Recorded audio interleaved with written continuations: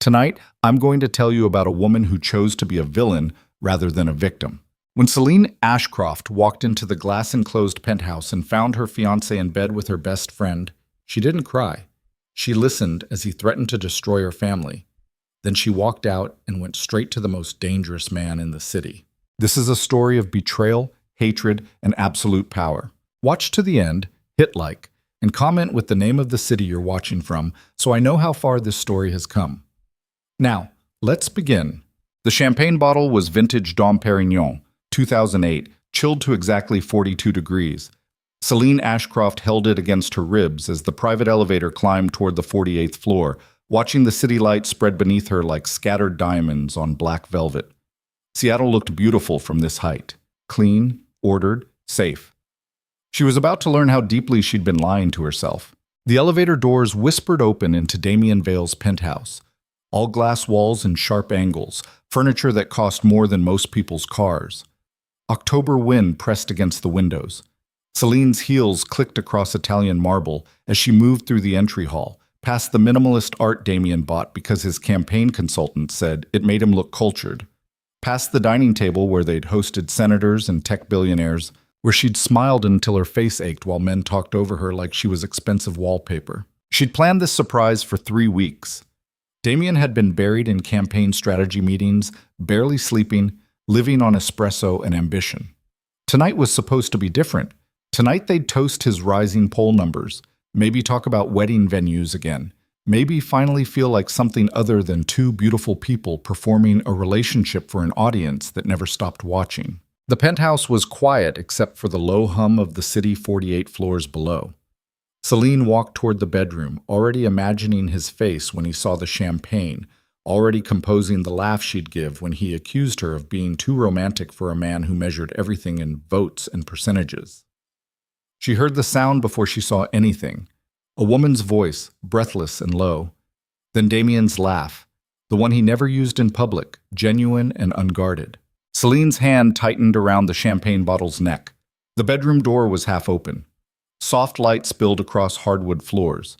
She should have turned around, should have walked back to the elevator, descended to street level, disappeared into the night like a woman with any sense of self-preservation. Instead, she pushed the door open. Damien was in bed with Celeste Rowan. Celeste, who'd been Selene's friend since boarding school. Celeste, who'd helped her pick out the engagement ring Damien would eventually give her. Celeste, who was supposed to be her maid of honor in June. They weren't scrambling to cover themselves. They weren't shouting apologies or making excuses. Damien just looked at Selene with the same calm expression he wore when reviewing polling data, like this was another problem to be managed with the right combination of pressure and spin. Celeste pulled the sheet up to her collarbone but didn't look away. Her eyes held something that made Selene's stomach turn. Not guilt, not shame. Pity. "Selene," Damien said, his voice steady. "We should talk." The champagne bottle slipped from her fingers. It didn't shatter. The carpet was too expensive for that. Just hit with a dull thud and rolled toward the bed, fizzing where the cork had already been loosened. "How long?" Selene's voice came out wrong, too thin, like she was asking about the weather. "Does it matter?" Damien sat up, completely naked, completely unashamed. He'd always been beautiful in that specific way politicians needed to be. Strong jaw, clear eyes, perfect teeth that showed in every campaign photo. Looking at him now, Selene wondered how she'd ever mistaken that polished exterior for actual humanity. "Yes," she said, "it matters." Celeste glanced at Damien, something passing between them that Selene couldn't read. When had they developed their own silent language? How many months had she been the outsider in her own relationship without knowing it? "Since March," Damien said, reaching for his phone on the nightstand like they were having a business meeting and he needed to check his calendar. "Right after you came back from that charity thing in New York. 8 months. Selene had spent 8 months planning a wedding while her fiancé fucked her best friend. She'd argued with florists about centerpieces. She'd done dress fittings. She'd smiled through engagement parties while everyone told her how lucky she was. "Get out, Celeste," Selene said quietly.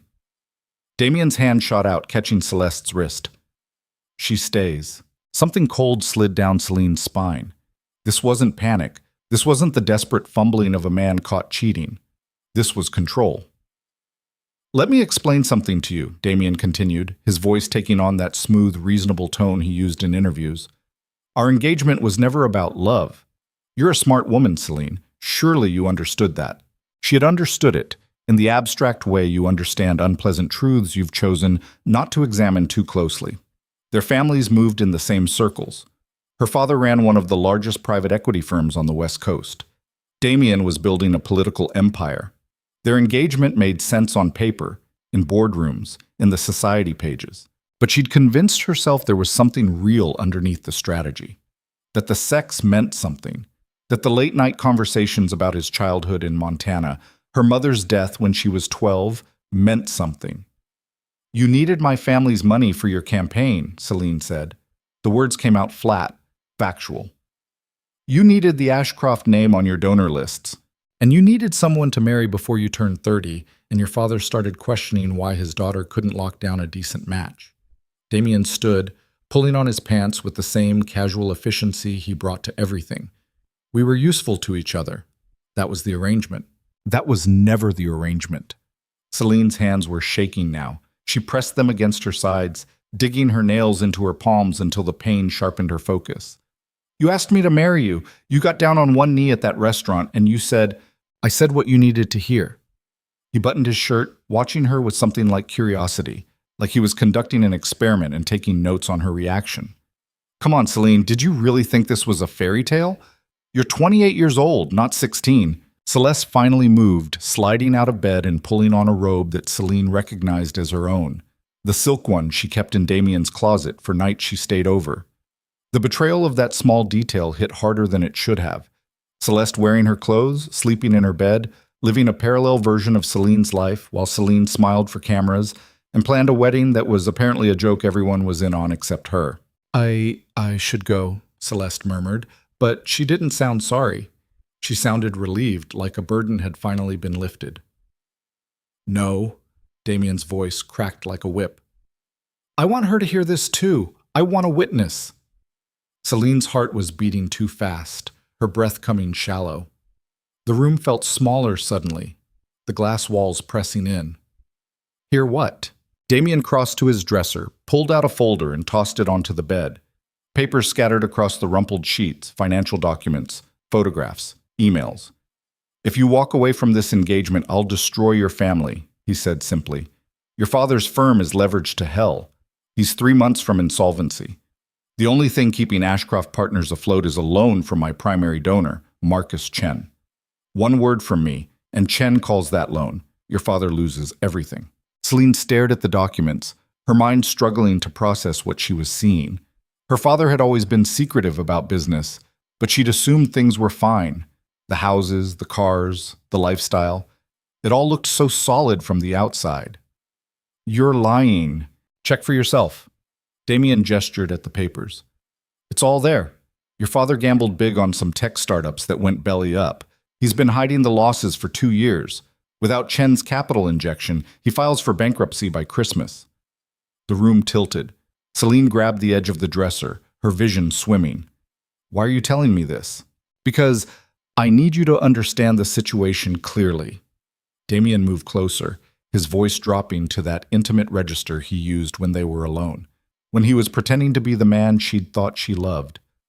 You're going to stay engaged to me. You're going to smile at campaign events. You're going to stand next to me when I announce my Senate run in January. And you're going to keep your mouth shut about Celeste, about tonight, about all of it. And if I don't, then your father loses everything. Your family's reputation gets dragged through every financial newspaper in the country. Your trust fund disappears? Yeah, I know about the clause that voids if your father's company fails. You'll go from penthouse to studio apartment so fast you'll get whiplash. He paused, letting that sink in. And I'll make sure everyone knows why. I'll leak stories about you, drug problems, mental instability, whatever sticks. By the time I'm done, you won't be able to get a reservation at a decent restaurant, let alone a seat at any table that matters. Selene looked at Celeste, desperate for something, an objection, a defense, anything that suggested her oldest friend might push back against this insanity. Celeste just looked away. This is extortion, Selene whispered. This is politics. Damien smiled, and for the first time since she'd known him, she saw what was really underneath all that polish and charm. Nothing. There was nothing there. Just ambition and calculation and a complete absence of human warmth. You were always meant to be an asset, Selene, a pretty face with the right last name. I don't need you to love me. I just need you to stand where I tell you to stand and smile when I tell you to smile. The champagne bottle had stopped fizzing. It lay on its side near the bed, a dark stain spreading across the cream carpet. Selene stared at it, her mind moving through scenarios with the same mechanical precision her father had taught her when analyzing business deals. If she walked away, her family collapsed. Her father, for all his faults, had given her everything after her mother died. He'd been cold, distant, more concerned with profit margins than parent-teacher conferences, but he'd kept her safe, kept her fed, kept her in schools where she'd learned to move through rooms full of powerful people without flinching. If she stayed, she became Damien's puppet, a decoration on his arm, a lie she'd have to live every day while he fucked Celeste and probably a dozen other women, while he built his career on the foundation of her humiliation. Both options felt like death. I need time to think, she said, her voice barely audible. You have until morning. Damien checked his watch. A Patek Philippe she'd given him for his birthday, back when she'd thought expensive gifts meant something. Campaign event at noon tomorrow. Junior League luncheon. You'll be there, wearing that blue dress I like, looking like the perfect future senator's wife. Selene turned and walked toward the door. Her legs felt disconnected from her body, moving on autopilot while her brain tried to catch up to the total annihilation of everything she'd thought she knew about her life. Selene, Damien called out. She stopped but didn't turn around. Don't do anything stupid. You're not built for confrontation. You're built to be beautiful and quiet and useful. Remember that. She left the penthouse without responding. The elevator ride down felt endless. 48 floors of descending through layers of her own denial. When the doors finally opened to the lobby, the doorman smiled at her like nothing had changed, like she was still the same woman who'd entered an hour ago. She walked out into October wind that cut through her coat. The city stretched around her, indifferent and enormous. Cars passed. People laughed outside a bar across the street. The world kept turning while hers stopped. Selene walked for blocks without direction, her mind cycling through the same impossible equation. Stay and survive as a ghost. Leave and watch her father destroyed, her own life dismantled piece by piece. Neither option was survivable. Not really. She found herself in Pioneer Square, where the polished downtown gave way to something older and darker. The streets here smelled like rain and exhaust, and something underneath that, rot, maybe, or just the honest truth of a city that cleaned up nice for tourists, but never quite scrubbed away the grime. A neon sign flickered ahead, Obsidian. No other marking, no indication of what kind of establishment it was, but Selene had heard the name before. In whispers at parties, in warnings from her father about places decent people didn't go. An underground club owned by someone named Lucien Drakov, a man whose name came up in financial reports with enough blank spaces around it that she'd learned not to ask questions. She should turn around, go home, sleep on it, make a rational decision in the morning with coffee and daylight and all the tools she'd been taught to use when analyzing complex problems. Instead, she pushed open the door. The bass hit her first, a physical thing that vibrated in her chest. The club sprawled across what looked like 3 converted warehouses, all exposed brick and steel beams and bodies moving in the half-dark. The crowd was different from the country club set she was used to. Harder edges, fewer pretenses, people who looked like they knew exactly who they were and didn't apologize for it. Selene moved through the press of bodies toward the bar. A woman with purple hair and facial piercings looked her up and down, taking in the designer coat and the obvious discomfort. You lost, princess? I need to see Lucien Drakov. The bartender's expression shifted from amusement to assessment. Yeah? What for? That's between me and him. Lucien doesn't take meetings with random walk-ins. Selene pulled out her phone, found a photo from a campaign event, her and Damien, his arm around her waist, both of them smiling like they'd been photoshopped into the image. She turned the screen toward the bartender. Tell him Selene Ashcroft wants to talk about Damien Vale. Tell him I'm willing to pay for information. The bartender studied the photo, then Selene's face, then the photo again. Something clicked behind her eyes. Recognition, maybe, or just the smell of money and desperation, which apparently spoke the same language in any part of the city. Wait here. 5 minutes later, a man in a dark suit appeared at her elbow. No introduction, no pleasantries. Follow me. He led her through the crowd, past the dance floor, through a door marked private, and up a narrow staircase that smelled like cigarette smoke and old wood. At the top, another door. Another man standing guard, this one with the kind of build that suggested violence was part of his job description. The guard opened the door without a word. The office beyond was nothing like the club below. Quiet. Dark wood furniture, floor-to-ceiling windows overlooking the city. A man sat behind a desk, backlit by the glow of downtown, his features hidden in shadow. Ms. Ashcroft. His voice was smooth, educated, with an accent she couldn't quite place. Eastern European, maybe. Worn down by years in America, but still there underneath. You're a long way from Queen Anne Hill. Selene stepped into the office. The door closed behind her with a soft click that sounded too much like a trap snapping shut. I need your help. Lucien Drakov leaned forward into the light. He was younger than she'd expected, mid-30s maybe, with dark hair, sharp features, and eyes that seemed to take in everything about her in a single glance. Not attractive in the conventional way Damien was, but magnetic in a way that made her breath catch. You need my help, he repeated, something like amusement in his tone. The Ashcroft heiress needs help from someone like me. That must be quite a problem you have. Damien Vale. Selene forced herself to keep eye contact, to not let her voice shake. I want him destroyed. Silence stretched between them. Lucien studied her with the kind of attention that made her feel naked, like he was reading every thought she'd ever had and finding them all predictably disappointing. That's a bold request for someone who walked in off the street. He gestured to a chair across from his desk. Sit. Tell me everything, and don't waste my time with lies. Selene sat. The chair was leather, expensive, worn in a way that suggested it had been here longer than the club had. She looked at this man, this criminal, if the rumors were true, and made a calculation that 3 hours ago would have been unthinkable. She told him everything, the affair, the threats, the financial trap her father was in. The way Damien had explained her purpose with the casual cruelty of someone describing a business transaction. She laid out every humiliating detail while Lucien listened without interrupting, his expression never changing. When she finished, the silence felt heavy enough to crush her. Why me? Lucien asked finally. You have lawyers, you have family connections, you have resources. Because lawyers work within the system, and Damien owns the system. Because my family connections are the chains he's using to control me. Because resources don't mean anything when the person you're fighting wrote all the rules.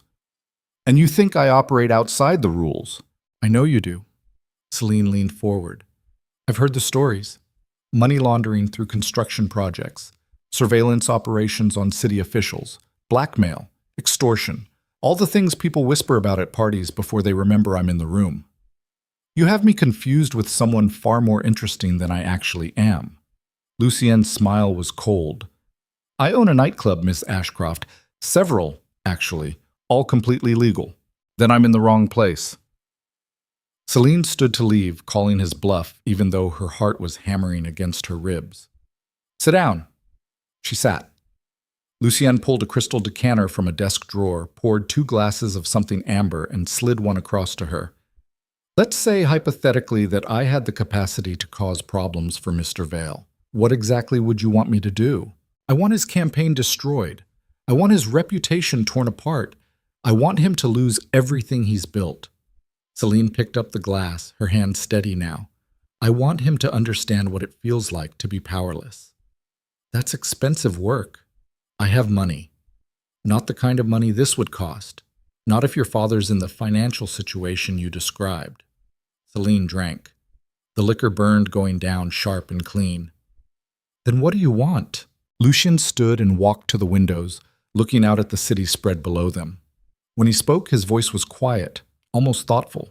I've been watching Damien Vale for 2 years. He's been useful to certain city council members who are useful to me. But lately he's been making noise about corruption investigations, cleaning up Seattle, all the usual garbage ambitious politicians spew when they need headlines. He turned back to face her. If he becomes a senator, he becomes a problem I can't easily manage. So yes, I'm interested in making sure his political career ends before it really begins. So we want the same thing. We want the same thing for very different reasons. Lucien walked back to the desk, sat on the edge of it, close enough that she could see the flecks of gold in his dark eyes. But you're not built for this kind of war, Ms. Ashcroft. You're a society princess who's never had to fight for anything in her life.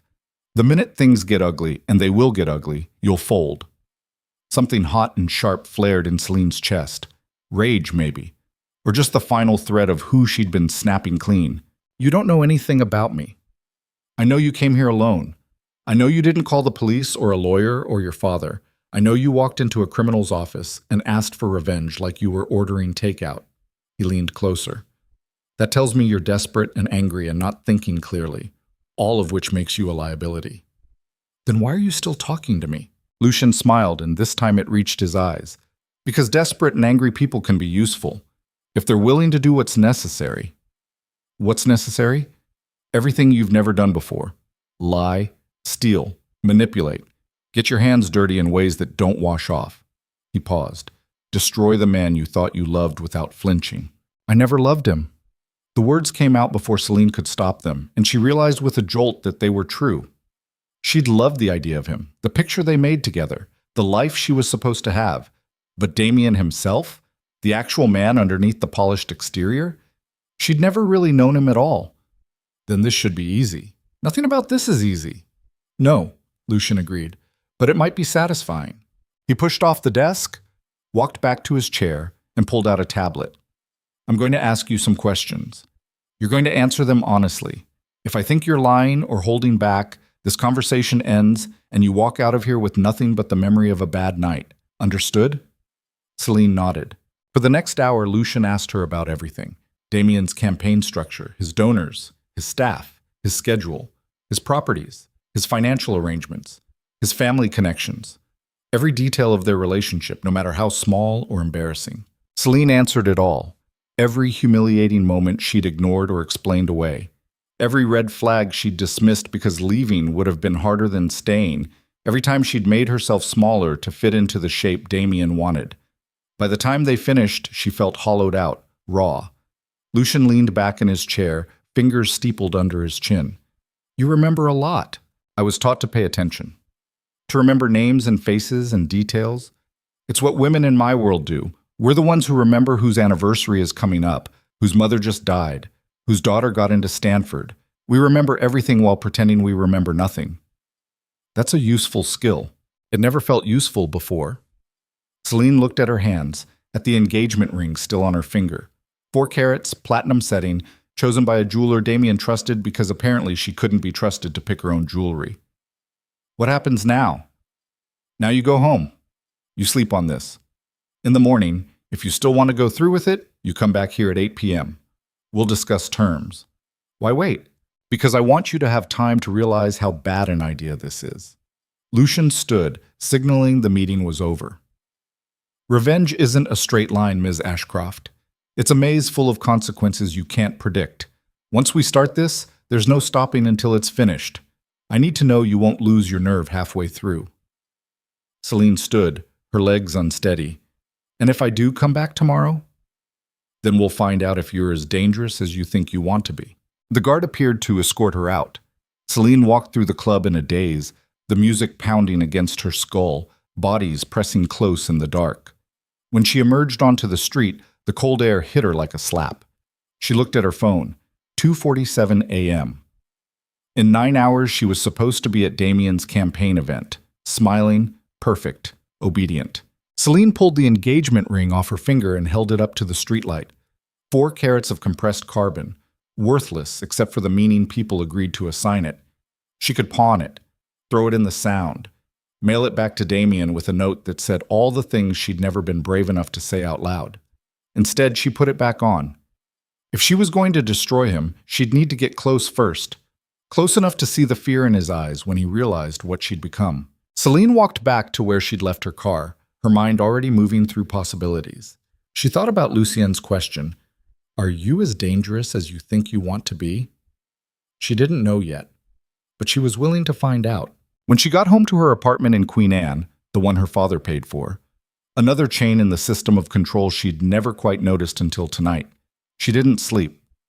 She sat at her kitchen table with her laptop and started going through every file she had access to.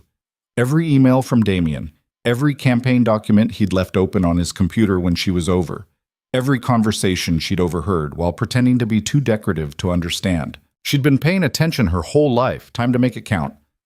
At 7:55 a.m., her phone buzzed. A text from Damien. "Don't forget the luncheon, blue dress, hair down, be on time." Selene stared at the message for a long moment. Then she typed back, "I'll be there." She would be there. She'd smile. She'd play the role he'd assigned her. But she wouldn't be the woman he thought she was anymore. At 7:30 p.m., she was standing outside Obsidian again, her heart beating so hard she could feel it in her throat. The bouncer recognized her this time, stepped aside without a word. Inside, the same purple-haired bartender gave her a knowing look and jerked her head toward the stairs. Lucien was waiting in his office, same position as last night, backlit by the city. "You came back." "I came back." "Any second thoughts?"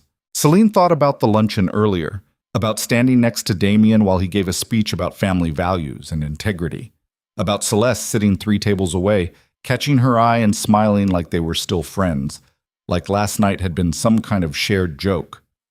"No second thoughts," Lucien gestured to the chair. "Then let's talk about how we're going to burn his life to the ground." Selene sat down and felt something inside her click into place. Not the old Selene who'd walked into a penthouse with champagne and expectations. Someone new. Someone who'd learned in a single night that the rules she'd been taught were just another form of control. Someone who was about to become very, very dangerous. "Where do we start?" she asked. Lucien smiled, and this time there was something almost like respect in his eyes. "We start by teaching you how power actually works." The first lesson Lucien taught her was how to disappear. Not physically. Selene still had to show up at campaign events, still had to smile for cameras, and pretend the world hadn't split open beneath her feet. But mentally, emotionally, she learned to hollow herself out until there was nothing left for Damien to read. "You've been performing your whole life," Lucien said 3 nights into their arrangement. They were in his office again, the city glowing through the windows like a circuit board. "The difference now is you're performing with intention. Every smile is a weapon. Every word is a move on the board." Selene sat across from him, a glass of whiskey warming between her palms. She'd started drinking it neat instead of the wine she usually ordered at charity dinners. Wine was what the old Selene drank. This version needed something with teeth. "He's watching me," she said, closer than before, like he knows something changed. "Of course he's watching. You stopped crying. You stopped asking questions. That makes you unpredictable." Lucien leaned back in his chair, studying her with those dark eyes that seemed to catalog every micro-expression. "What did you do differently?" "Nothing. That's the point. I showed up at the luncheon. I wore the blue dress. I smiled when he introduced me to donors." She took a sip of whiskey, feeling it burn down her throat. "But I didn't touch him, not once. No hand-holding, no arm around my waist. Just stood next to him like a piece of furniture." And he noticed. Pulled me aside after, asked if I was feeling all right, said I seemed distant. "What did you tell him?" "That I was tired, that planning a wedding while he's launching a Senate campaign is exhausting." Selene met Lucien's eyes. He bought it because it's what he expected to hear. Poor, fragile Selene, overwhelmed by the pressure. "Good." Lucien pulled out a tablet, swiped through several screens. "Your father met with Marcus Chen this morning. 40-minute meeting at Chen's downtown office." Selene's stomach dropped. "How do you know that?" "Because I know everything that happens in this city that matters." He turned the tablet toward her. Security camera footage showed her father walking into a glass office building, timestamp marked 9:47 a.m. "Chen's the one holding your father's debt, which means Chen's the pressure point. Damien said one word from him, and my father's company collapses." Probably true. Chen's ruthless about collecting, but he's also practical. Lucien zoomed in on the footage, freezing on her father's face. Even in grainy security camera quality, Selene could see the tension in his shoulders, the way he held his briefcase too tight. "Your father's desperate. Desperate men make mistakes." "What kind of mistakes?" "The kind we can use. Lucien closed the tablet. I need you to have dinner with your father. Somewhere public. Ask him about the business. Act concerned but supportive. See if he'll tell you anything about Chen's loan terms. He won't. He never talks to me about business. Then make him talk. You're his daughter, his only child. Play on that. Lucien's expression hardened. This only works if we know exactly what leverage Damien has. Right now we're fighting blind. Selene thought about her father, Richard Ashcroft, who'd built an empire on other people's money and other people's trust.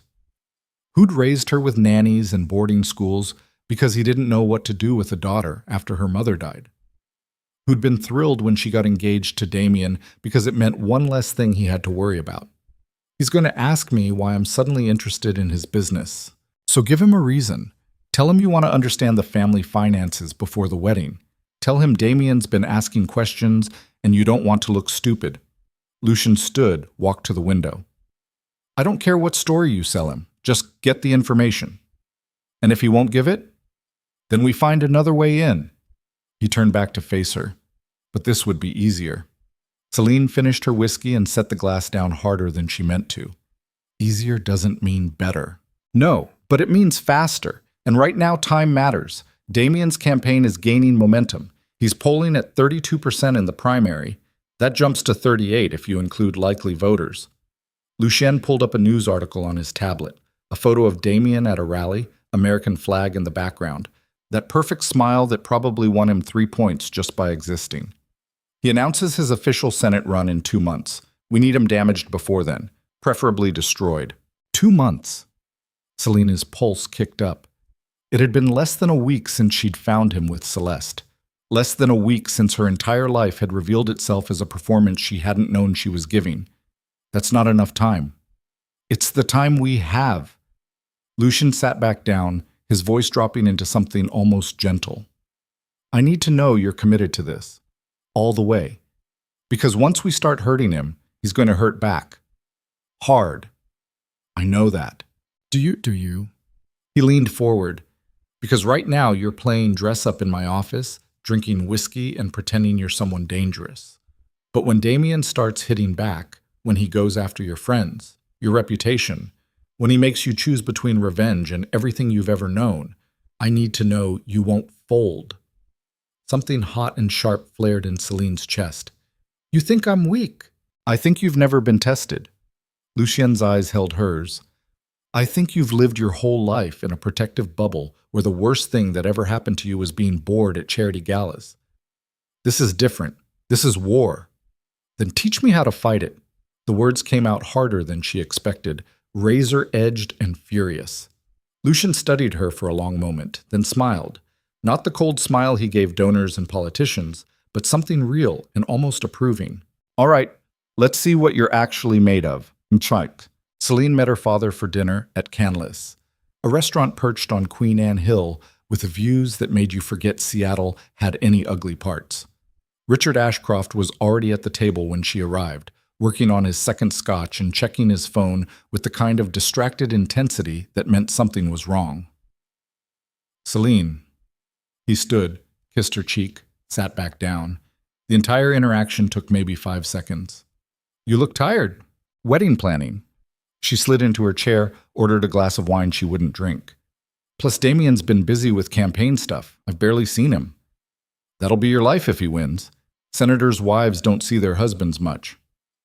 Richard signaled the waiter, ordered for both of them without asking what she wanted. Steak for him, salmon for her, because apparently she still ate like she was 12 years old. You'll adjust.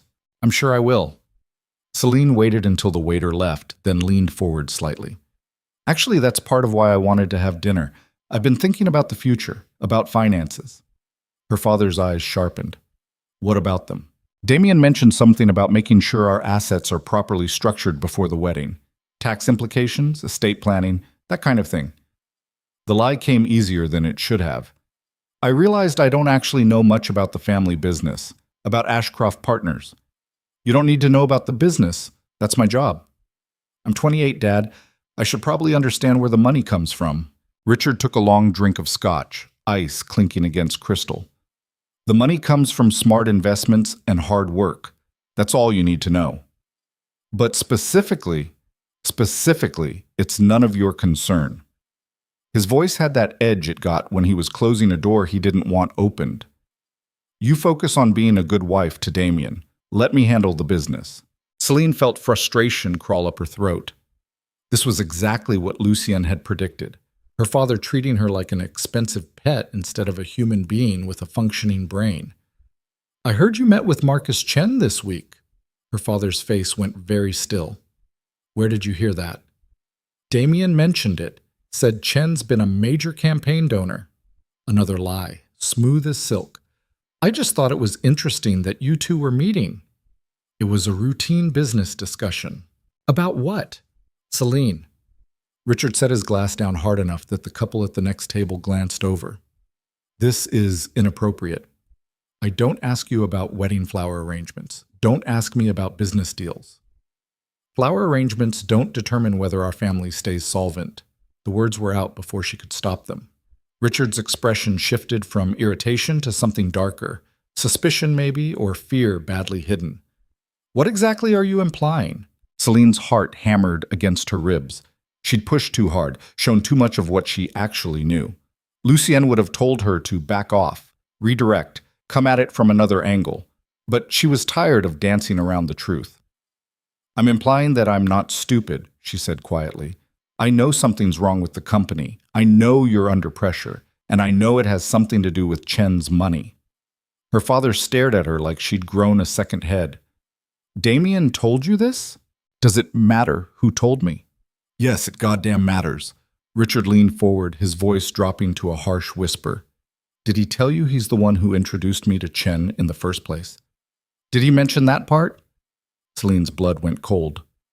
What?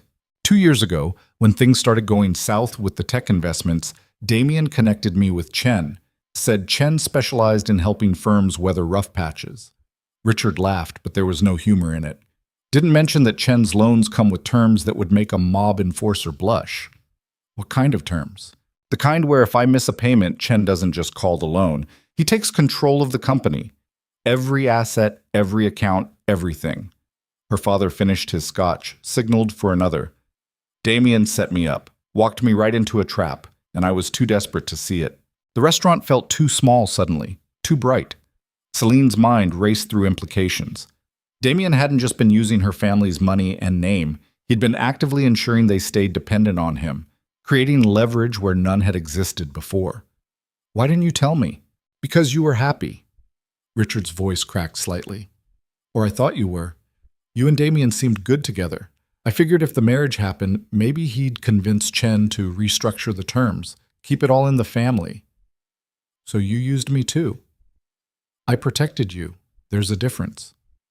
No, there isn't. Selene stood, her chair scraping loud against hardwood. Several diners turned to look.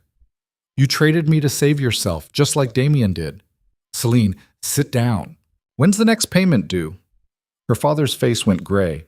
3 weeks. And if you miss it, Chen takes the company. I lose everything. You lose your trust fund. We both end up with nothing except what Damien decides to give us out of pity or charity or whatever he calls it when he's playing generous. Richard reached for her hand, but she pulled back. Please, just marry him. Make this work. It's the only way we survive. Selene looked at her father, really looked at him for maybe the first time in years. He was 63 but looked older, worn down by stress and scotch and deals that had gone wrong. She'd always thought of him as powerful, untouchable. Turned out he was just another man who'd built his life on borrowed money and borrowed time. I have to go. Selene. She walked out of the restaurant without looking back. Outside, the city spread below her in all directions, lights flickering like dying stars. Her phone buzzed. A text from Damien. Dinner with your father going well? He knew. Of course he knew. He'd probably orchestrated the whole thing, pushing her toward a conversation that would make her feel even more trapped. Selene typed back, Fine, he says hello. Then she called Lucien. He answered on the first ring. What happened? Damien set my father up. The loan, Chen, all of it. He created the trap 2 years ago and waited for the perfect moment to spring it. Silence on the other end.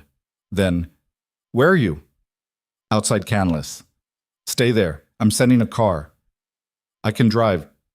Stay there, Selene. 20 minutes later, a black sedan pulled up. The driver didn't speak, just held the door open and waited. Selene slid into the back seat and they drove through rain-slicked streets toward Pioneer Square. Lucien was waiting outside Obsidian, which was unusual. He never came outside. He gestured her toward a different door, a service entrance she hadn't noticed before. Inside was a narrow hallway that led to a private elevator. "We're not going to your office?" "No." The elevator doors closed. Lucien hit a button marked P3. "We're going somewhere we can actually talk without half the city listening." The elevator descended into what had to be a parking garage, then opened onto a space that looked nothing like a parking garage, more like a war room. Screens covered one wall showing security camera feeds from what looked like a dozen different locations. A conference table dominated the center. Two men Selene didn't recognize sat at laptops, barely glancing up when she and Lucien entered. "Out," Lucien said. The men left without a word. When they were alone, Lucien pulled up a chair for her, then sat across the table. "Tell me everything your father said." "Word for word." Selene did. Every detail of the conversation, every admission, every moment where Richard Ashcroft had revealed just how completely Damien had played them all. When she finished, Lucien was quiet for a long time, his fingers drumming against the table in a rhythm that sounded like he was calculating probabilities. "Damien's smarter than I gave him credit for," he said finally. "This isn't just leverage, it's insurance. Even if you walk away, even if you expose the affair, he still controls your father's company, still controls your money, still controls you. So what do? We go after Chen." Selene blinked. "What?" "Chen's the linchpin. Without him, the whole structure collapses." Lucien pulled up a file on one of the screens. Financial records, photographs, what looked like surveillance reports. Marcus Chen runs one of the largest private lending operations on the West Coast. Officially, he's a legitimate investor. Unofficially, he launders money for 3 different criminal organizations and has connections to at least one state senator who should probably be in prison. If he's that connected, how do we touch him? We don't touch him directly. We give him a better option. Lucien zoomed in on a photo of Chen shaking hands with Damien at some fundraiser. Chen's relationship with Damien is transactional. He's funding the campaign because he expects a return on investment, favorable legislation, insider information, political cover. But if Damien becomes a liability instead of an asset, Chen will cut him loose without hesitation. How do we make Damien a liability? We start exposing his connections. Chen doesn't like attention. The minute Damien starts attracting the wrong kind of scrutiny, Chen will distance himself. And once Chen's out, your father's loan becomes negotiable again. Selene leaned back in her chair, her mind working through the plan's architecture. What kind of scrutiny? The affair's a good start. Conservative donors hate that kind of scandal. But we need more. We need to show that Damien's entire operation is corrupt. Lucien pulled up another file. This one full of financial documents that made Selene's accounting classes from business school seem quaint by comparison.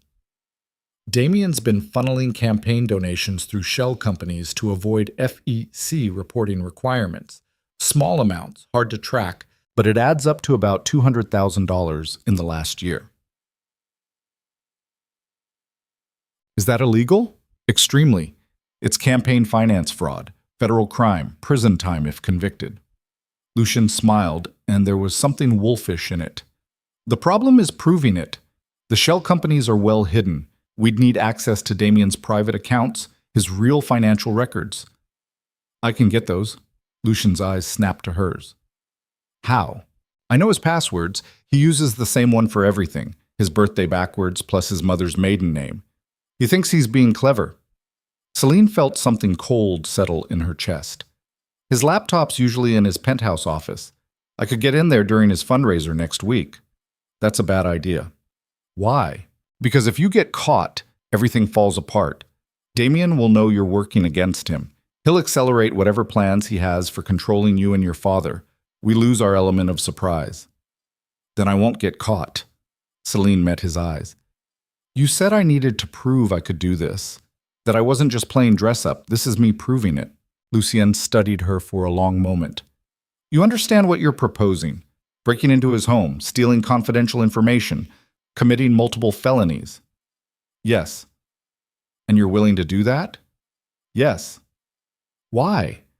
The question hung between them. Selene thought about all the easy answers: revenge, justice, survival. But the truth was simpler and uglier than that.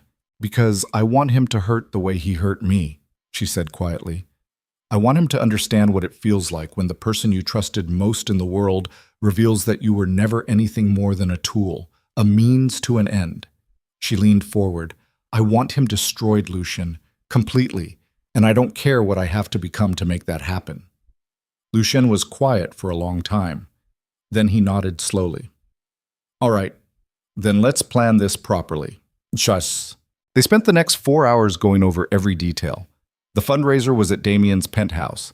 100 donors paying $5,000 each to drink champagne and hear him talk about restoring integrity to American politics. Selene would be there as his fiancé, playing the role she'd played a dozen times before. The difference was, this time, halfway through the event, she'd excuse herself to use the bathroom.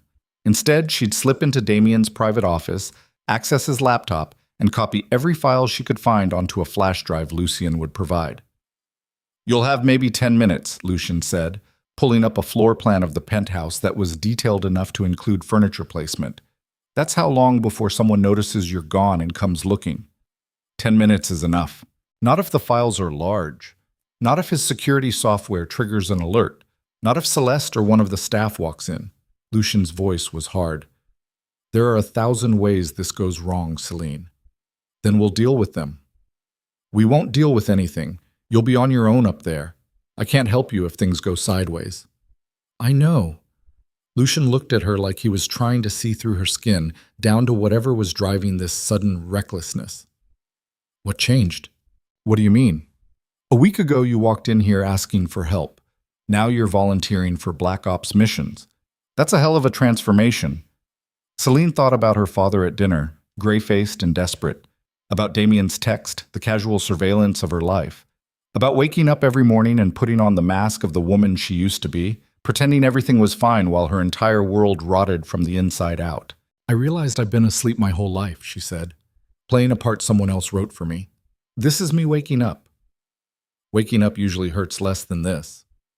Maybe I deserve the pain for being so goddamn blind for so long. No one deserves what Damien did to you. Don't. Selene stood, pacing across the room. Don't make me a victim. I hate that worse than anything else. I made choices, bad ones. I ignored every red flag because it was easier than admitting I'd made a mistake. That doesn't make this your fault. It makes it my responsibility to fix it. She turned back to face him. Are you going to help me or not? Lucien stood slowly. I'm going to help you, but I need you to understand something first. He closed the distance between them until they were maybe a foot apart. Once you cross this line, you can't uncross it. You steal those files, you become a criminal. Not metaphorically, literally. Federal prosecutors won't care that Damien drove you to it. I don't care about federal prosecutors. You should, because if this goes wrong, if you get caught, if Damien figures out what you're doing, prison is a real possibility. Your life as you know it ends, forever. Selene held his gaze. My life as I knew it already ended. The night I walked into that bedroom, everything since then has just been cleaning up the wreckage. Something shifted in Lucien's expression. Not quite respect, not quite concern. Something more complicated than either. You're sure about this? I've never been more sure of anything. He reached into his pocket and pulled out a small flash drive, black and anonymous. It's encrypted. Plug it in, it'll autocopy anything that looks like financial records or communications. Should take about 7 minutes if his system's not overloaded. Selene took the drive. It was surprisingly heavy for something so small. And after, you give it to me. I have people who can analyze the data, figure out what's useful and what's not. Then we decide how to deploy it for maximum damage. When? Depends on what we find. Could be days, could be weeks. Lucien's jaw tightened. But we only get one shot at this. We release information before we have the full picture. Damien plugs the holes and we lose our advantage. I can wait. Can you? Because every day you wait is another day you have to pretend nothing's changed. Another day of standing next to him and smiling while he destroys your family. I can do it. I hope so. Lucien walked back to the table, started shutting down the screens. Because the alternative is You break down at the wrong moment, and we both end up in holes we can't climb out of. Selene slipped the flash drive into her purse. It sat there like a live grenade, heavy with potential violence. I won't break down. Everyone breaks eventually. Then I'll break after we've won.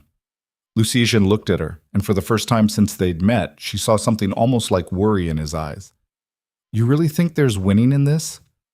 Best case scenario, Damien goes to prison and your father keeps his company. You still lose the life you thought you were going to have.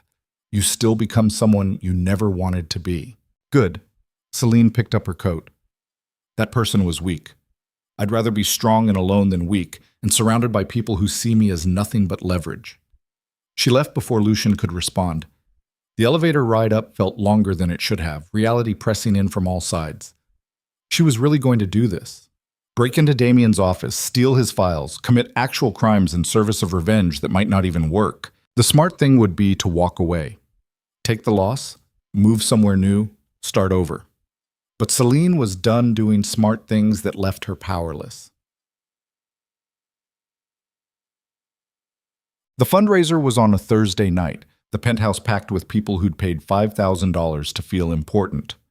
Selene wore the red dress Damien liked, the one that showed enough skin to be interesting but not enough to be trashy. She'd learned the math of it years ago. 2 inches above the knee, modest neckline, hair up to show off her collarbones. Damien greeted her at the door with a kiss that tasted like lies and expensive wine. You look perfect, he murmured against her ear. Thank you. Smile more, you look tired. Selene smiled. It felt like her face might crack. The next 2 hours were agony. She circulated through the crowd, making small talk with donors who wanted to feel like they were part of something important. Lawyers, tech executives, real estate developers, all of them throwing money at Damien because they thought he could do something for them. Celeste was there too, wearing a blue dress that was definitely not appropriate for a campaign event. She caught Selene's eye across the room and raised her champagne glass in a mock toast. Selene raised hers back, her grip so tight the stem nearly snapped. At 8:47 p.m., exactly when she'd planned, Selene excused herself to use the bathroom. Damien barely noticed, deep in conversation with a donor who owned half the commercial real estate in Bellevue. She walked past the main bathroom toward the back of the penthouse, where Damien's office sat behind a door most guests wouldn't know existed. The hallway was empty. Selene slipped inside the office and closed the door behind her, her heart hammering so hard she could feel it in her teeth. Damien's laptop sat on his desk, closed but not locked. She opened it, entered his password, 082487, Harrison, just like she'd predicted, and waited for the desktop to load. The flash drive felt slick in her sweating hands. She plugged it in. A window popped up, scanning for files. Estimated time, 6 minutes, 43 seconds. Selene sat down in Damien's chair and tried to breathe normally. 6 minutes. She could do 6 minutes. The office was exactly like she remembered. Minimalist furniture, awards on the wall, a photo of Damien with the current governor. No photos of her. She'd never noticed that before. In 2 years of engagement, he'd never once put her picture in his private office. 4 minutes left. Voices in the hallway. Selene froze. Every muscle locked. The voices passed. Just guests looking for the bathroom. 3 minutes. The computer kept working, the progress bar crawling across the screen with agonizing slowness. Selene's phone buzzed, a text from Lucien. Status? She typed back, in progress. 2 minutes. The door handle turned. Selene's blood turned to ice. She yanked the flash drive out even though the transfer wasn't finished, shoved it into her purse, and slammed the laptop closed just as the door opened. Damien stood there, his expression unreadable. What are you doing in here? Selene's mind raced. I needed a minute alone. The crowd was overwhelming. So you came to my office. He stepped inside, closing the door behind him. Not the bathroom, not the balcony, my private office. I'm sorry, You just what? He moved closer, his voice dropping into something dangerous. Needed to use my computer? Check your email? No, Damien grabbed her wrist, pulling her up from the chair. You're lying. I can always tell when you're lying. Your voice goes up half an octave. Selene tried to pull away, but his grip tightened. Damien, you're hurting me. Am I? He looked at her wrist like he was examining a science experiment. Interesting. You never complained before when I was rough with you. Let go. Not until you tell me what you were doing on my computer. I wasn't on your computer. He released her wrist and reached for the laptop, opening it. The screen was still warm, still showed the last active window, a file explorer that shouldn't have been open. Damien's eyes went cold. What did you take? Nothing. Selene. He said her name like a threat. I'm going to ask you one more time. What did you take? She could lie, try to talk her way out of it. Or she could do what every instinct screamed at her to do, run. Selene grabbed her purse and bolted for the door. Damien caught her before she made it 3 steps, slamming her against the wall hard enough that the air left her lungs in a rush. You stupid bitch, he hissed. You actually thought you could steal from me? Get off me. Who put you up to this? Was it your father? Did he finally grow a spine? Selene drove her knee up toward his groin. She missed, hit his thigh instead, but it was enough to make him loosen his grip. She shoved past him and ran into the hallway, straight into Celeste. Her former friend stood there holding 2 glasses of champagne, her eyes going wide as Selene crashed into her. The glasses shattered on the hardwood, champagne and broken crystal everywhere. Selene, what just what? Selene didn't stop. She ran past Celeste, past the confused donors, past the campaign staffers who were starting to notice something was wrong. She hit the elevator button and waited an eternity for the doors to open. Behind her, Damien emerged from his office, his face composed again, the perfect political mask back in place. Everything's fine, he announced to the room. Just a small misunderstanding. The elevator doors opened. Selene stepped inside and hit the lobby button so hard her finger went numb. As the doors closed, she saw Damien watching her with an expression that promised consequences.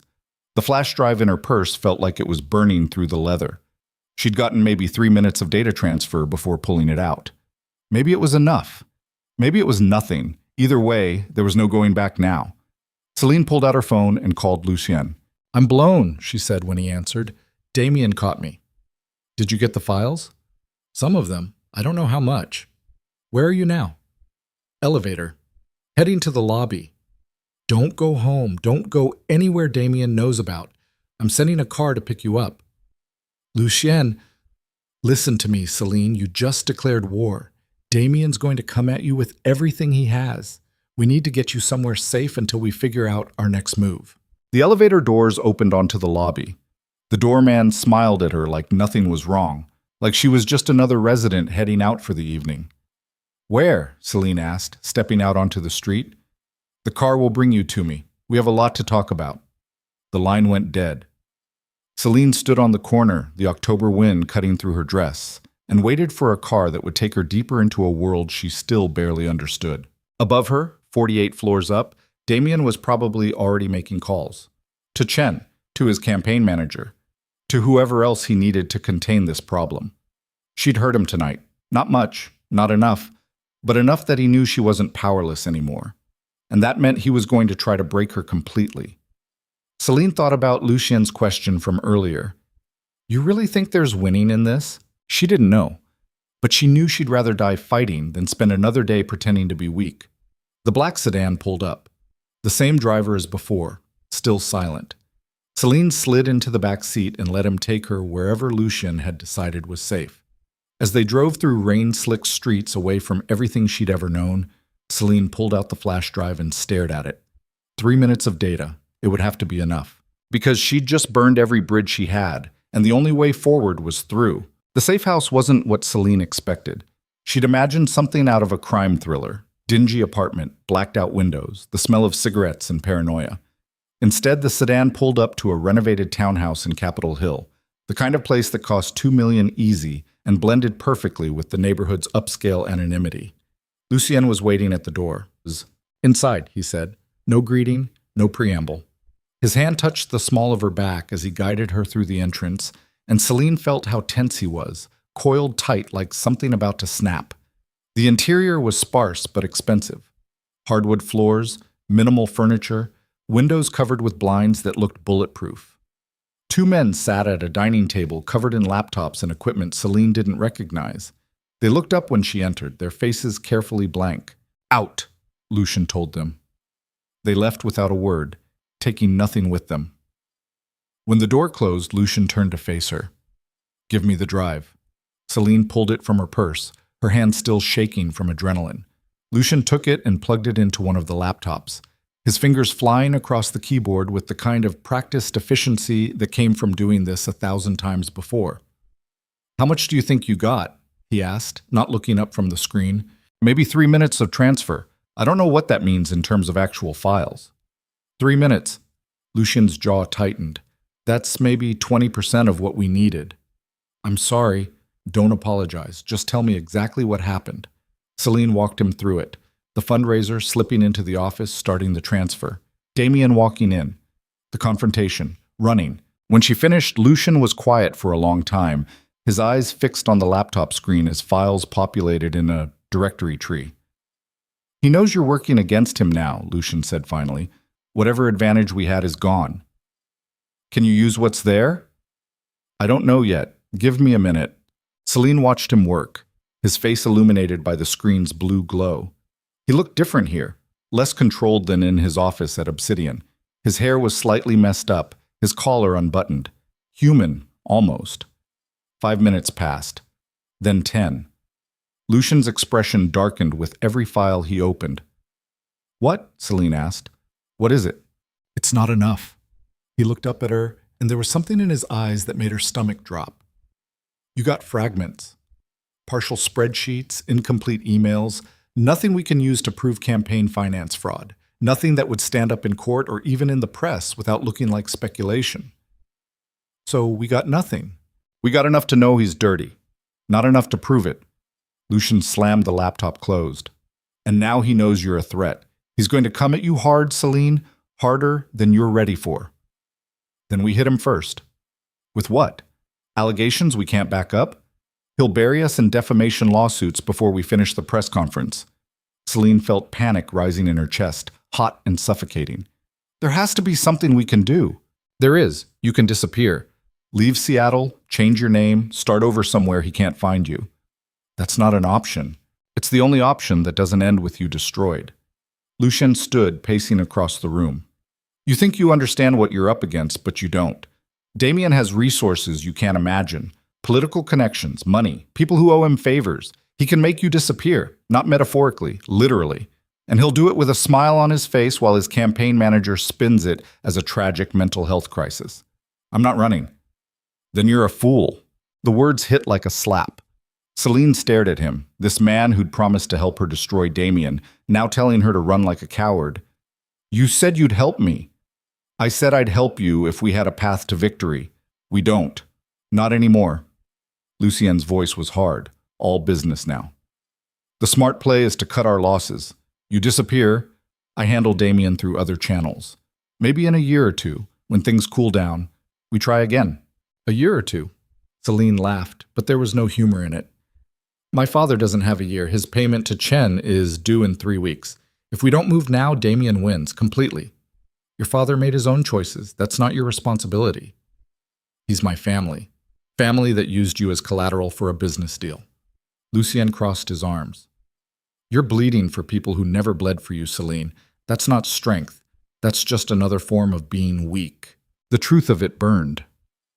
Selene thought about her father at dinner, admitting he'd let her marry Damien to save himself. About all the years he'd treated her like an asset instead of a daughter. But that didn't change the fundamental equation. If she ran, Damien won.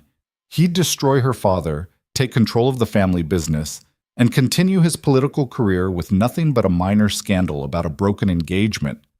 He'd probably spin it as dodging a bullet, finding out his fiancée was unstable before the wedding instead of after, and Celeste would be right there beside him, sliding into the role Selene had vacated. "I'm not running," Selene said again, her voice flat and final. Lucien studied her for a long moment. "Then you're on your own." The words landed like a punch to the gut. "What?" "I don't back losing plays. That's how you stay alive in this business." He walked to the door, opened it. "You can stay here tonight. Tomorrow, you leave Seattle and you don't come back. That's the deal." "You're abandoning me." "I'm cutting a liability before it drags me under." Lucien's face was completely empty of emotion now, the mask back in place. You were useful when you had access to Damien's inner circle.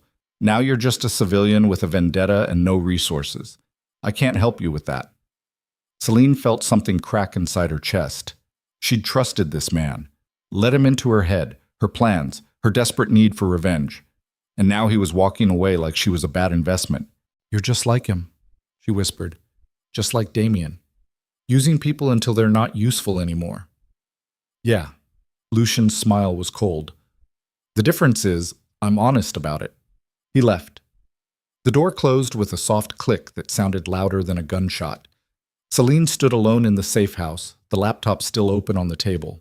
3 minutes of useless data mocking her from the screen. She'd burned every bridge. Lost her fiancé, her best friend, her father's trust, and now the one person who'd promised to help her fight back. And for what? Partial files that proved nothing. Selene walked to the window, looked out at Capitol Hill spreading below in neat rows of expensive houses and carefully maintained trees. Somewhere out there, Damien was already moving pieces on the board, making calls, spinning narratives, preparing to destroy her so completely that no one would even remember she'd existed. Her phone buzzed. A text from an unknown number. "We should talk, alone. Tomorrow noon, Gasworks Park. Come by yourself or don't come at all. Celeste." Selene stared at the message, her mind trying to process what angle this could be. Why would Celeste want to meet? To gloat? To deliver another threat from Damien? Or maybe, and this felt dangerous to even think, to offer something else entirely. She typed back, "I'll be there." The response came immediately. "Don't tell anyone, especially not Lucien Drakov. I know you've been working with him. Damien knows too." Ice flooded Selene's veins. If Damien knew about Lucien, knew she'd been planning with a criminal organization to destroy his campaign, he could spin that a dozen different ways. Mental instability, criminal associations, a desperate woman who'd lost touch with reality. Another text. "There's more going on than you understand. I can explain everything, but you have to trust me. Trust Celeste, the woman who'd fucked her fiancé and helped orchestrate her humiliation. It was insane. But Selene was out of options. She didn't sleep that night. Just sat at the dining table going through the files on the laptop over and over, looking for something Lucien had missed. Some thread she could pull that would unravel Damien's entire operation. There was nothing, just fragments of conversations, partial spreadsheets with numbers that meant nothing without context. She'd risked everything for data that was worthless. At dawn, Selene left the safe house. No one stopped her. Lucien had probably pulled his surveillance the moment he walked out. She went back to her apartment in Queen Anne, half expecting to find it ransacked or police waiting with a warrant. Instead, everything was exactly as she'd left it, clean, orderly, the life of someone who had their shit together. The irony would have been funny if it didn't hurt so much. Selene showered, changed into jeans and a sweater, the kind of casual clothes she never wore to campaign events. In the mirror, she looked different, thinner, harder, like someone had sanded off all the soft edges and left only angles. At 11:30, she drove to Gasworks Park. The park sat on the north shore of Lake Union, dominated by the rusted remains of an old gasification plant that Seattle had turned into public art. It was the kind of place tourists loved and locals avoided, too exposed for comfort. Celeste was already there, sitting on a bench overlooking the water. She wore a black coat and sunglasses despite the overcast sky. Her blonde hair pulled back in a ponytail. Selene approached slowly, every nerve on high alert for an ambush. But the park was mostly empty, just a few joggers and a homeless man sleeping on the grass 50 yards away. "You came," Celeste said, not looking at her. "You asked me to." "I wasn't sure you would, after everything." Selene sat down on the opposite end of the bench, keeping distance between them. "What do you want, Celeste?" "To tell you the truth." "I already know the truth. You fucked my fiancé. You helped him manipulate me. You're probably still doing it." "That's what Damien wants you to believe." Celeste finally turned to face her, pulling off her sunglasses. Her eyes were red, swollen, like she'd been crying for days. "But it's not the whole story." "Then tell me the whole story." Celeste looked out at the lake, her hands gripping the edge of the bench so hard her knuckles went white. "Damien's been blackmailing me for 2 years. Selene's brain stuttered. "What?" You remember that summer after we graduated from Princeton, when I disappeared for 3 months and said I was doing charity work in Guatemala? Yeah, I wasn't in Guatemala. I was in rehab. For pills. Celeste's voice was flat, reciting facts like she'd practiced them. Oxy, Xanax, whatever I could get. I'd been using since junior year and it finally caught up with me. Overdosed in a hotel room in Manhattan. Should have died, but someone found me in time. Selene tried to reconcile this with the Celeste she knew. Polished, perfect, always in control. You never told me. I didn't tell anyone. My parents paid to keep it quiet. Private rehab facility, NDAs, the whole thing. Celeste's hands were shaking now. But Damien found out.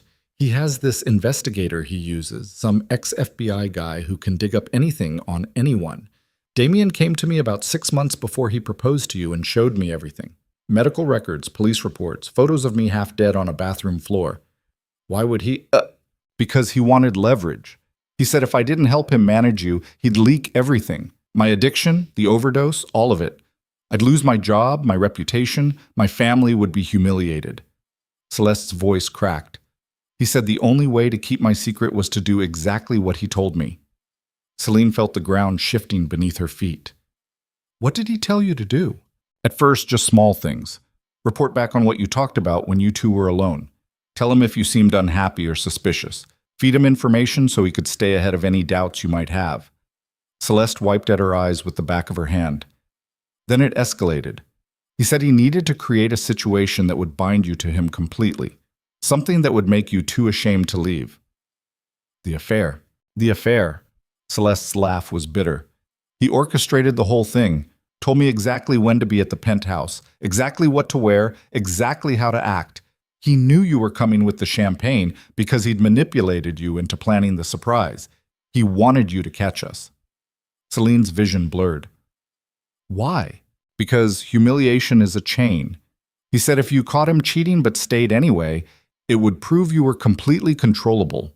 And if you tried to leave, he'd make sure everyone knew you'd ignored all the warning signs because you were too desperate to lock down a rich, powerful husband. Celeste turned to face her fully now. Either way, he won. You stayed. You were his puppet. You left. You were a cautionary tale about women who aim too high. The pieces clicked into place with horrible clarity. The way Damien had been so calm when she walked in. The way Celeste had looked at her with pity instead of guilt. It hadn't been spontaneous passion. It had been a performance designed to break her. You could have warned me. I tried. Celeste's voice broke completely. I tried so many times to pull back, to find ways to tell you without saying it directly. Remember when I suggested you postpone the wedding? When I kept asking if you were really happy? I was trying to give you an exit without triggering Damien's retaliation. That's not good enough. I know. Tears were streaming down Celeste's face now. I know it's not. I'm a coward. I chose protecting myself over protecting you, and I'll have to live with that forever. But Selene, you need to understand, Damien is worse than you think. So much worse. What do you mean? Celeste reached into her coat and pulled out a manila envelope, thick with papers. After you ran from the fundraiser last night, Damien came to me. He was furious, said you'd stolen files from his computer and that you'd been working with Lucien Drakov to destroy him. How did he know about Lucien? Because Lucien's been working for Damien since the beginning. The world stopped. Selene stared at Celeste, certain she'd misheard. What? Lucien Drakov isn't your ally. He's Damien's. Celeste thrust the envelope toward her. It's all in here, communications, payments, the whole arrangement. Selene took the envelope with numb fingers. Inside were printouts of emails, bank statements, surveillance photos. She forced herself to read through the first page. From L. Drakov at obsidianseattle.com. To you, D. Vale at valeforfuture.com. Subject, asset management.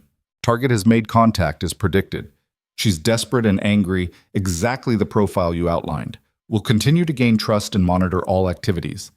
Payment schedule confirmed, $50,000 per month for duration of operation. The date on the email was 2 days after Selene had first walked into Obsidian. She flipped to the next page. A bank statement showing regular transfers from a shell company registered to Damien's campaign to an account owned by Lucien's nightclub. More emails, Lucien reporting on every conversation he'd had with Selene, every plan they'd made, every weakness she'd revealed. One message from just last week made her stomach turn. Target is fully committed to the office infiltration plan. She believes this is her own agency. Recommend allowing the attempt to proceed. Partial file recovery will give her false hope while confirming her criminal intent. Can be used for commitment proceedings if needed. Commitment proceedings. Damien had been planning to have her declared mentally incompetent. Lock her away in some private facility where she couldn't cause problems. And Lucien had been helping him do it. I don't understand. Celine's voice sounded distant, like it was coming from someone else. Why would Lucien work for Damien? He runs a criminal empire. He doesn't need the money. It's not about money. It's about protection. Celeste pointed to another document in the stack. Damien has evidence that Lucien's involved in human trafficking. Girls from Eastern Europe brought in through shipping containers, forced to work in massage parlors and private clubs. If that goes public, Lucien doesn't just lose his businesses, he goes to prison for life. So Damien's blackmailing him too. Damien's blackmailing everyone. That's how he operates. Find people's secrets, exploit them, bind them to him through fear and leverage. Celeste's hands were shaking as badly as Celine's now. He's been building this network for years. Politicians, businessmen, criminals, all of them dancing on strings he controls. Selene thought about the last 2 weeks. Every conversation with Lucien, every moment she'd felt like someone was finally on her side, finally understanding her rage and her need for revenge. All of it had been theater, an elaborate trap designed to give her just enough rope to hang herself. The safe house, the plan to steal files, the encouragement to push harder, take bigger risks. Lucien had been shepherding her towards self-destruction the entire time, making it look like her own choice. Why are you telling me this? Selene asked. What's your angle? My angle is that I'm terrified. Celeste's voice dropped to barely above a whisper. Damien's getting worse. More paranoid, more controlling. Last night after the fundraiser, he told me I need to be ready to testify against you if it comes to that. Say you've been unstable for months, that I was worried about you, that you made threats against him. And you agreed. What choice do I have? He owns me, Selene, just like he owned you. Celeste grabbed her hand, desperate now. But maybe together we can… Together? Selene yanked her hand back. You've been lying to me for 2 years. You fucked my fiancé on command like a trained dog. You watched him destroy me and you did nothing. I know. No, you don't know.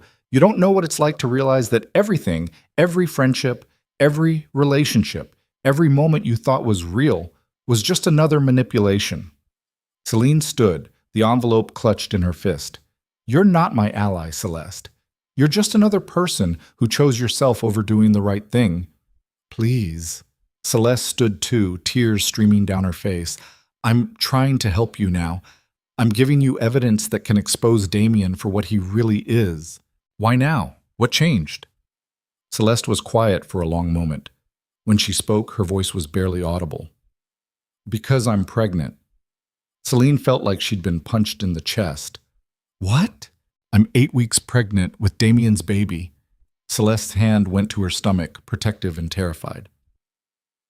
He told me to get an abortion, said a baby would complicate his campaign optics. When I said I wanted to keep it, he told me he'd make sure I never saw the child, that he'd use his connections to prove I was an unfit mother, take full custody, and I'd spend the rest of my life wondering if my kid even knew my name. So this is about protecting yourself again. It's about protecting my child. Celeste's eyes were fierce now, mama bear instinct overriding fear. I'll do whatever it takes to keep Damien away from this baby, even if it means destroying him completely.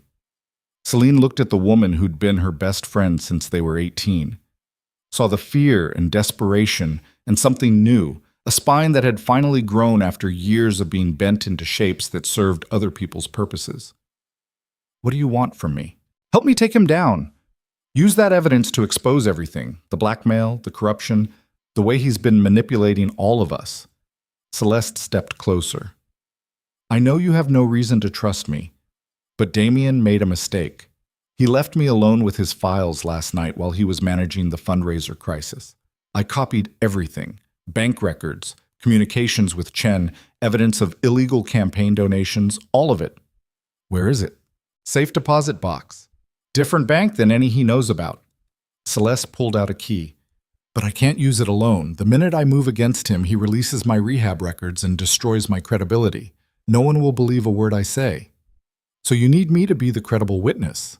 I need you to be the wronged fiancé who discovered her future husband's crimes and came forward despite the personal cost. That story people will believe. Celeste held out the key.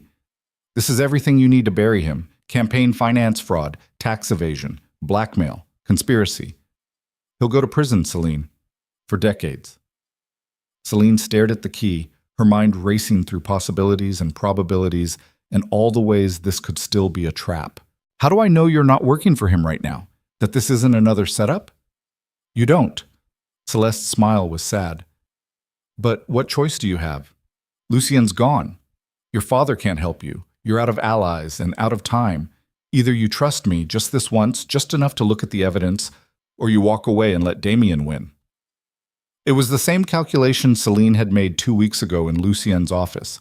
Trust someone dangerous or stay powerless. She'd chosen wrong last time. But that didn't mean she had better options now. Selene took the key. When can we get into the box? Tomorrow morning. Bank opens at 9. Celeste wiped her eyes, some of the tension leaving her shoulders. There's one more thing you need to know. What? Your father. The loan payment to Chen that's due in 3 weeks? Celeste's expression was grim. Damien already called the loan.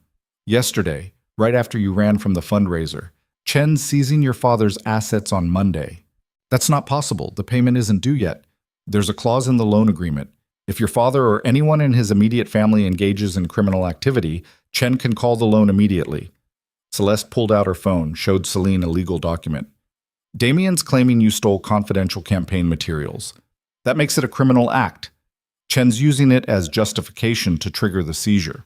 Selene felt like she was drowning, water closing over her head. My father has 5 days before he loses everything.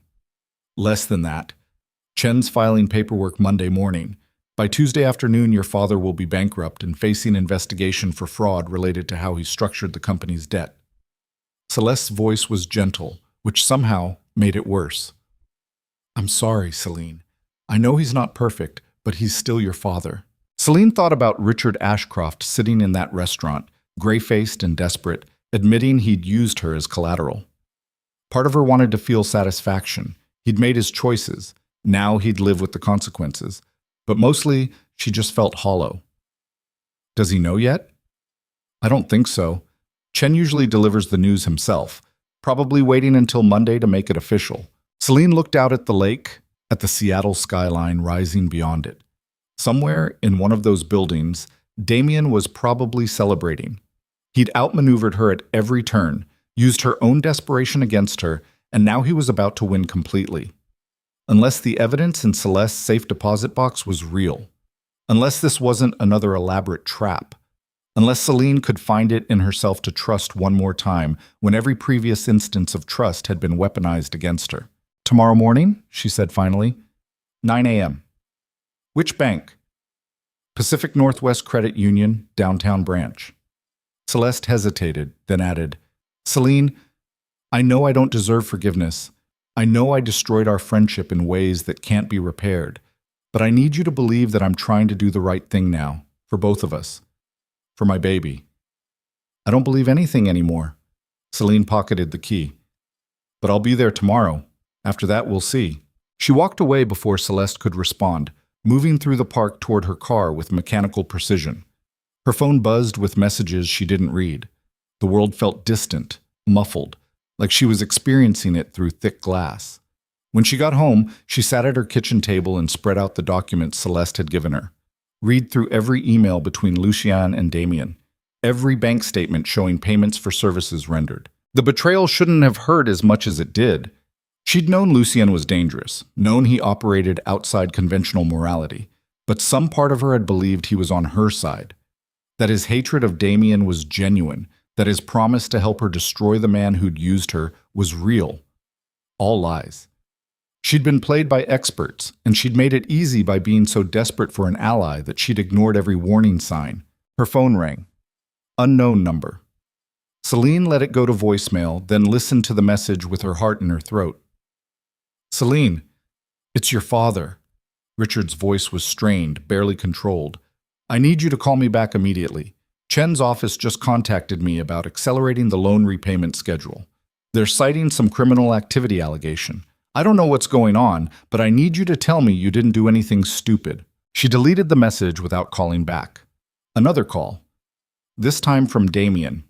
She answered. Hello, Selene. His voice was warm, friendly, like they were still the perfect couple everyone thought they were. I've been worried about you. You left the fundraiser so abruptly. What do you want, Damien? I want to help you. You're clearly going through something difficult. Stress, maybe some kind of breakdown. It's understandable given all the wedding pressure. He paused, letting that sink in. I've spoken with a very discreet psychiatrist, Dr. Morrison at Evergreen Psychiatric Institute. He specializes in helping people like you. People like me.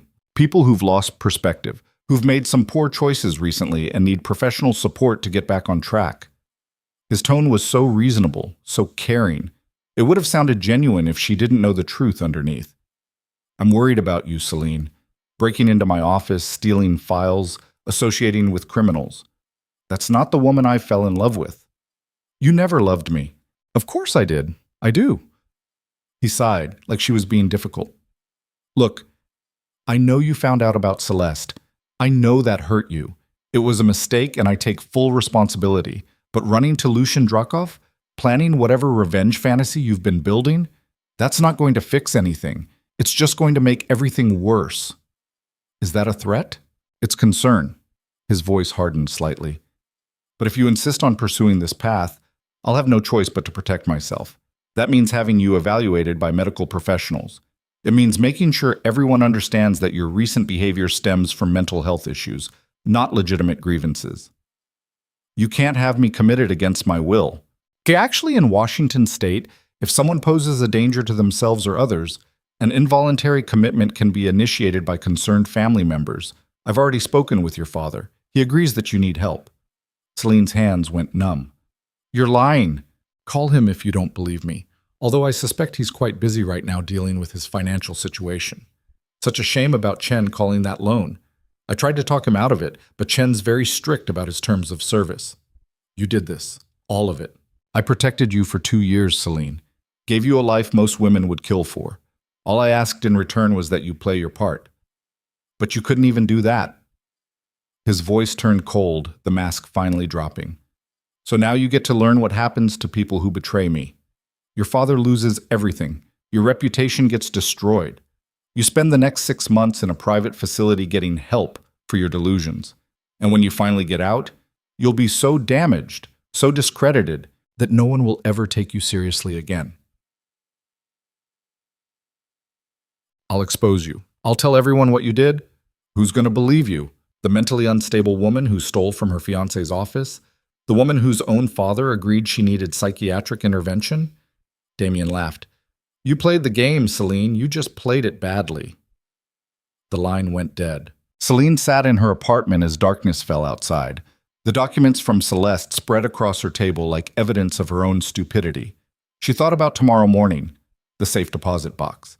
Evidence that might be real or might be another trap designed to finish her off completely.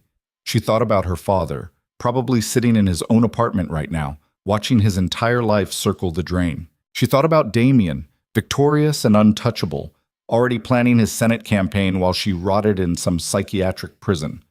Every choice she'd made had been wrong. Every person she'd trusted had betrayed her. Every move she'd attempted had been anticipated and countered by someone smarter, more ruthless, more willing to do whatever it took to win. But Selene realized something sitting there in the dark. She'd been playing by rules that didn't exist, trying to be good, to be justified, to be the righteous victim fighting back against injustice. Those rules had gotten her nowhere. Maybe it was time to write new ones. Selene picked up her phone and dialed a number she'd saved weeks ago and never used. A woman answered. Morrison Psychiatric Institute. How may I direct your call? I'd like to speak with Dr. Morrison. Tell him Selene Ashcroft is calling to schedule a consultation. 1 moment, please. 30 seconds later, a man's voice came on the line. Ms. Ashcroft, I've been expecting your call. Mr. Vale mentioned you might be reaching out. I'm sure he did. Selene kept her voice calm, measured. I've been thinking about what he said, about getting help. I think he might be right. That's a very mature perspective. Dr. Morrison sounded pleased. I have an opening tomorrow afternoon at 2 p.m. Would that work for you? Actually, I was hoping for something sooner. Tonight, if possible. Tonight? Suspicion crept into his voice. That's highly irregular. I'm having intrusive thoughts, doctor, about hurting myself. I think I need immediate evaluation before I do something I can't take back. The magic words. In Washington state, a credible threat of self-harm was grounds for immediate psychiatric hold. I see. In that case, yes, please come to the Institute right away. I'll have a room prepared for you. Thank you, doctor. I'll be there within the hour. Selene hung up and sat very still, thinking through the next 24 hours. The Psychiatric Institute was a trap, but it was a trap she could see coming, which made it useful. She pulled out the key Celeste had given her and held it up to the light. Tomorrow morning, 9 a.m., the bank would open. Celeste would be there, waiting with evidence that would either save Selene or finish destroying her. But Selene wouldn't be there. She'd be locked in a psychiatric facility, unable to access the safe deposit box, unable to fight back, exactly where Damien wanted her, unless that was exactly what she needed them to think. Selene opened her laptop and started making arrangements.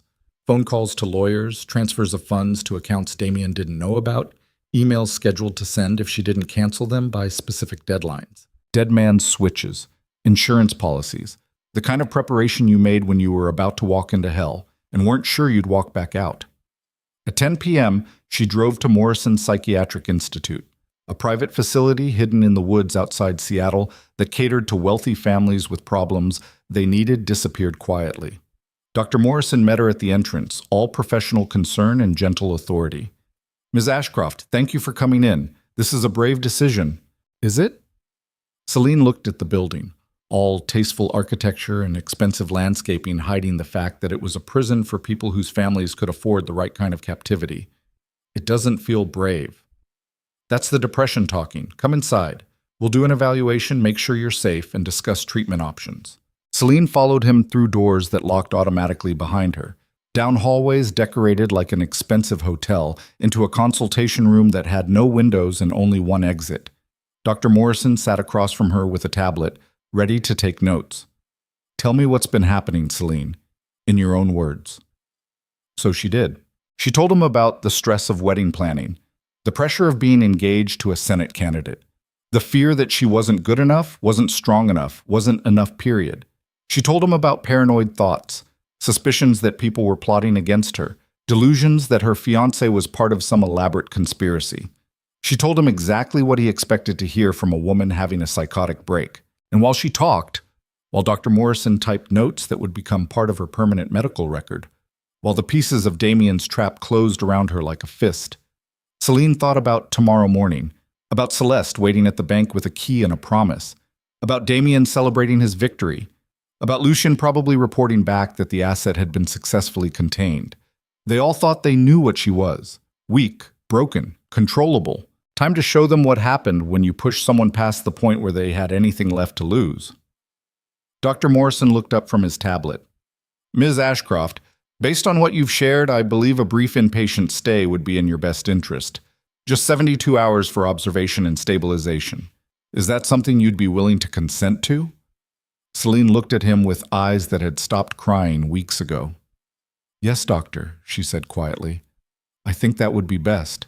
And she smiled, because sometimes the only way out of a trap was to walk deeper into it until you found the weak point from the inside. Damien thought he'd won. He had no idea the war was just beginning. The psychiatric ward smelled like antiseptic and desperation.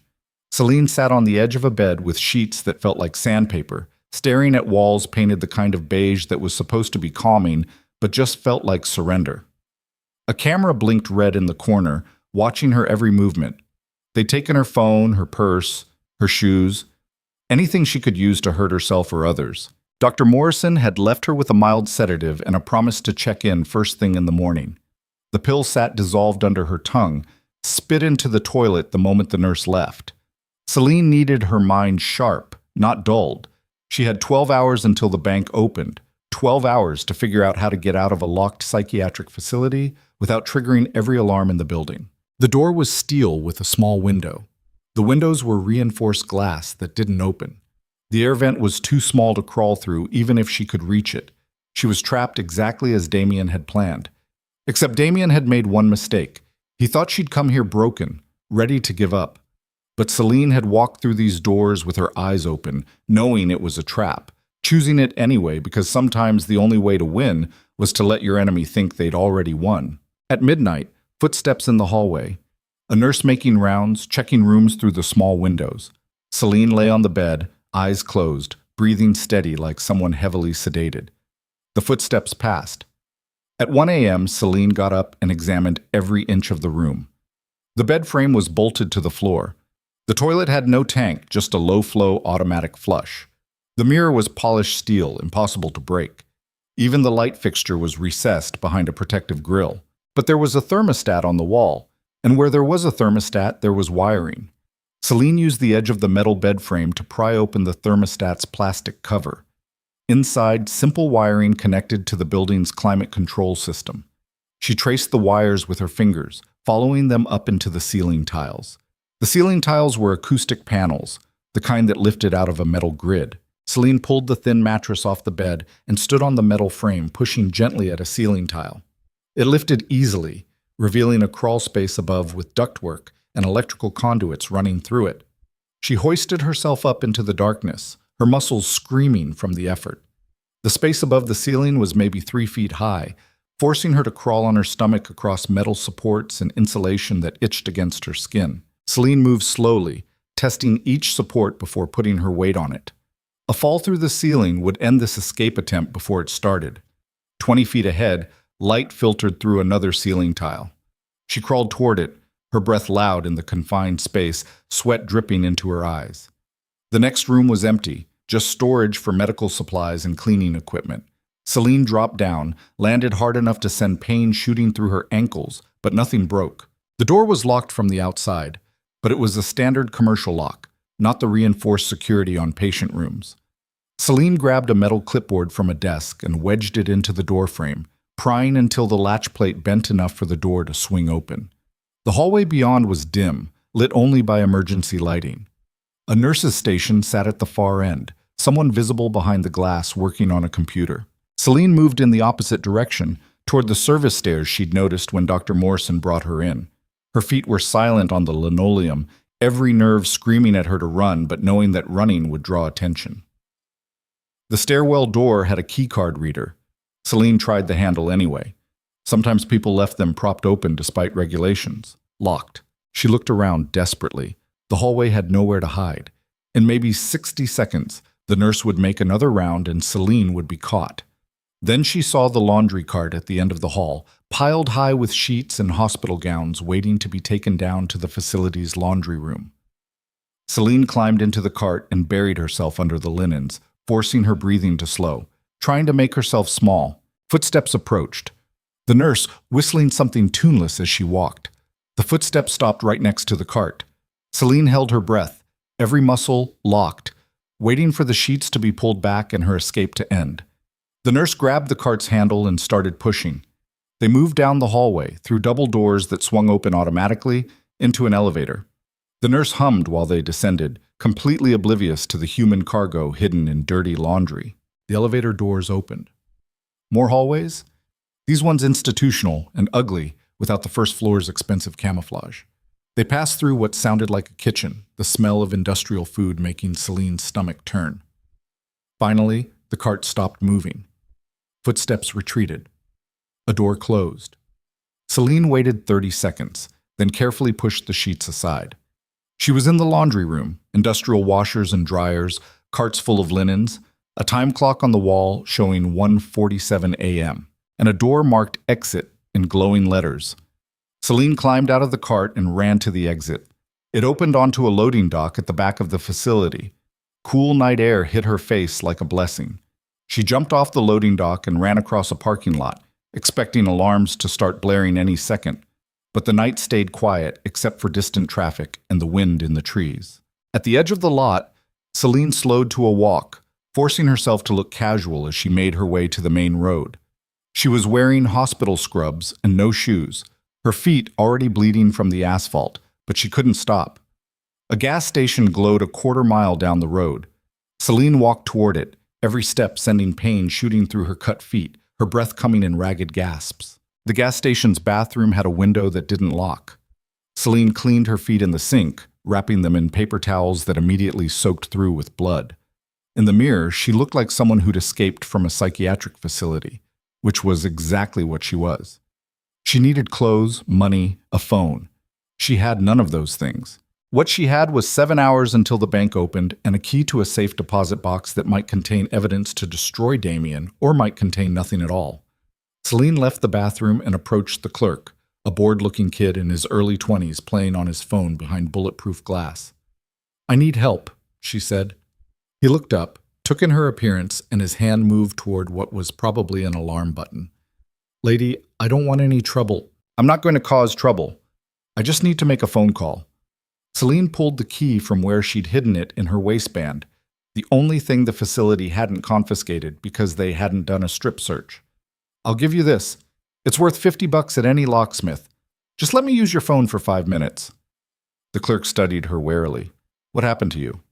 "Long story. Bad relationship. I got out. I just need to make some calls and then I'll leave." He hesitated, then slid his personal cell phone through the payment window. 5 minutes. Then I'm calling the cops." "Deal." Selene took the phone and dialed the first number in her emergency plan.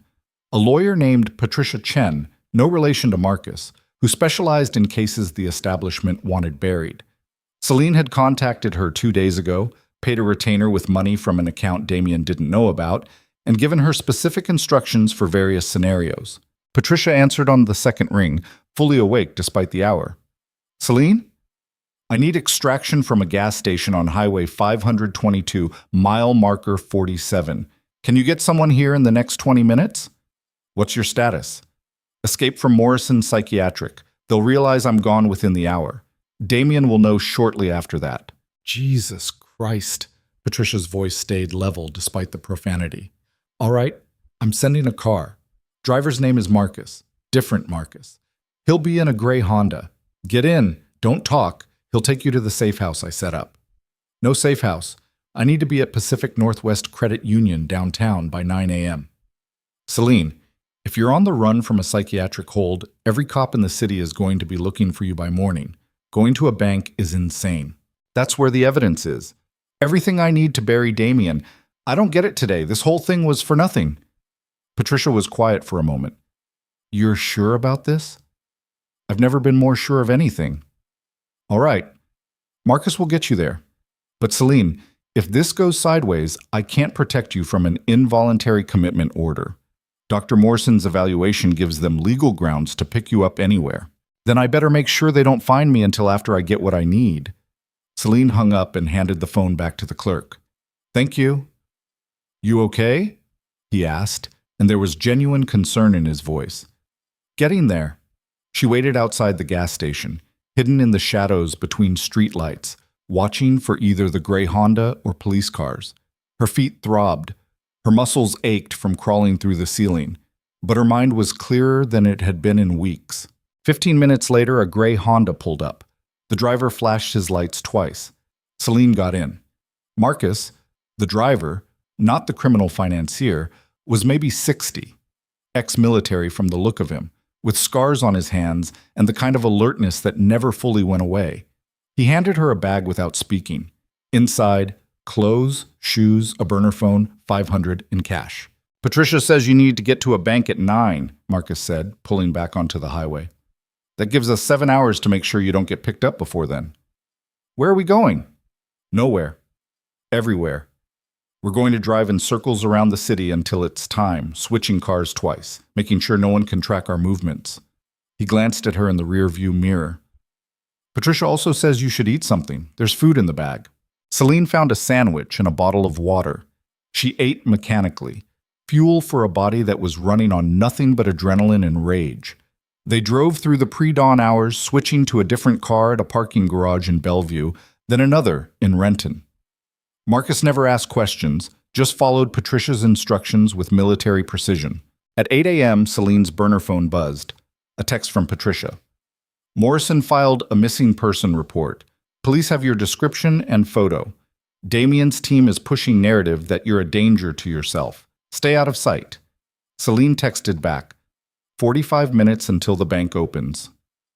I know. I've got someone watching the entrance. If there's police presence, we abort. No abort. I'm going in regardless. Selene, no abort, Patricia. This is the only play I have left. No response. At 8:30, Marcus pulled into a parking garage 3 blocks from the bank.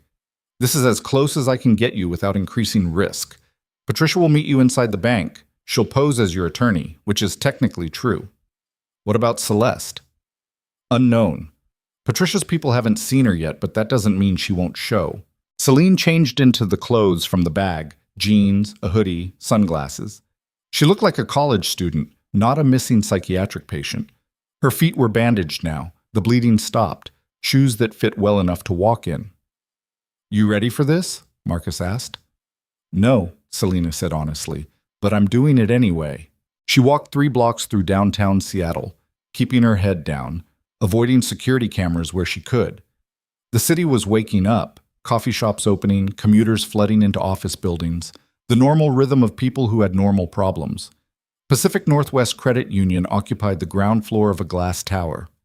Selene watched from across the street as employees unlocked the doors, turned on lights, prepared for another day of routine banking. No police cars, no obvious surveillance, just a bank opening for business. At 9 a.m. exactly, Selene crossed the street and walked through the doors.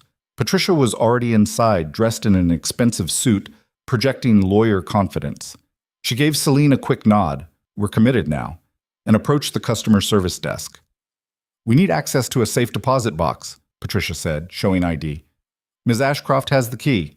The bank employee, a woman in her 40s with kind eyes, checked Patricia's credentials and then looked at Selene. And you are? Selene Ashcroft. She handed over the key, praying they wouldn't ask for additional ID because her real ID was back at the psychiatric facility with her phone and purse. Do you have identification? Selene's heart stopped. Patricia smoothly intervened. There was an incident last night. Ms. Ashcroft's belongings were stolen. We've already filed a police report, but in the meantime, she needs access to some documents in the box for a legal matter we're handling. The employee looked uncertain. Our policy requires 2 forms of ID. I understand your policy, but this is a time-sensitive legal matter. Ms. Ashcroft can verify other information about the account. Account number, date of opening, rental payment history. The employee glanced between Patricia and Selene, clearly uncomfortable. Let me speak with the manager. She disappeared into a back office. Selene's hands were shaking. If they call the police, they won't.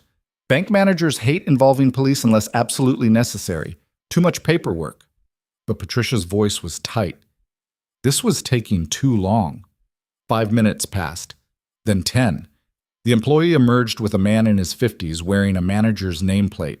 He looked at Selene with the kind of suspicion that came from years of dealing with people trying to access accounts they shouldn't. Ms. Ashcroft, I apologize for the delay. We take security very seriously here. Can you tell me when this box was opened and who else has access to it? Selene's mind raced. She had no idea. The key had come from Celeste, who'd said she opened the account without Damien's knowledge, but Selene didn't know any details. Before she could answer, the bank's front door opened. Celeste walked in. She looked terrible. Dark circles under her eyes, clothes wrinkled like she'd slept in them, her hand protectively cradling her stomach. But when she saw Selene, relief flooded her face. Thank God you're here, Celeste said, rushing over. I was terrified you wouldn't make it. The manager's expression shifted from suspicious to confused. And you are? Celeste Rowan. I'm the primary account holder for the box. She pulled out her ID, handed it to the manager. Ms. Ashcroft is listed as a secondary authorized user. We opened the account 2 months ago. The manager examined the ID, checked something on his computer, then nodded slowly. All right. That matches our records. If you both have valid identification, mine was stolen, Selene interjected, last night. But I can verify her identity, Celeste said. We've been friends since college. I know her social security number, date of birth, mother's maiden name, all of it. The manager looked uncomfortable with the irregular situation, but Celeste's confidence and legitimate ID were swaying him. "Let me verify the account information Ms. Rowan just provided." He returned to his computer, typed for what felt like an eternity, then finally nodded. "Everything checks out. If you'll both follow me to the vault." They walked through a security door into a room lined with safe deposit boxes. The manager used his key and Celeste's to open box 447, then pulled out a long metal container and set it on a privacy table. "Take your time. Ring the bell when you're finished." He left, closing the door behind him. For a moment, none of them moved. Then Celeste opened the box. Inside were 3 thick folders, 2 USB drives, and an envelope with Celine's name written on it. Celeste picked up the envelope, her hands trembling. "I wrote this 2 days ago, after Damien told me to get an abortion." She held it out to Selene. "Read it, please." Selene took the envelope but didn't open it. "Tell me what's in the folders." "Everything." Celeste pulled out the first folder, flipped it open to show bank statements with highlighted transactions. Marcus Chen's entire financial relationship with Damien, illegal campaign contributions laundered through shell companies, payments to operatives who intimidated Damien's political rivals, bribes to city officials. She opened the second folder. Damien's communications with Lucien Drakov, not just about you, about dozens of other operations. Blackmail schemes, extortion, evidence planting. Lucien's been Damien's fixer for 3 years. The third folder. And this is the big one. Damien's been working with a foreign entity, a Russian investment group, to funnel money into local elections. It's espionage-level stuff. Federal crime with decades of prison time attached. Patricia had moved closer, speed-reading through the documents, her lawyer brain cataloging evidence. This is enough to end him, completely. Selene stared at the folders, years of Damien's criminal activity laid out in neat rows of documentation. Everything she'd wanted, everything she'd needed to destroy him.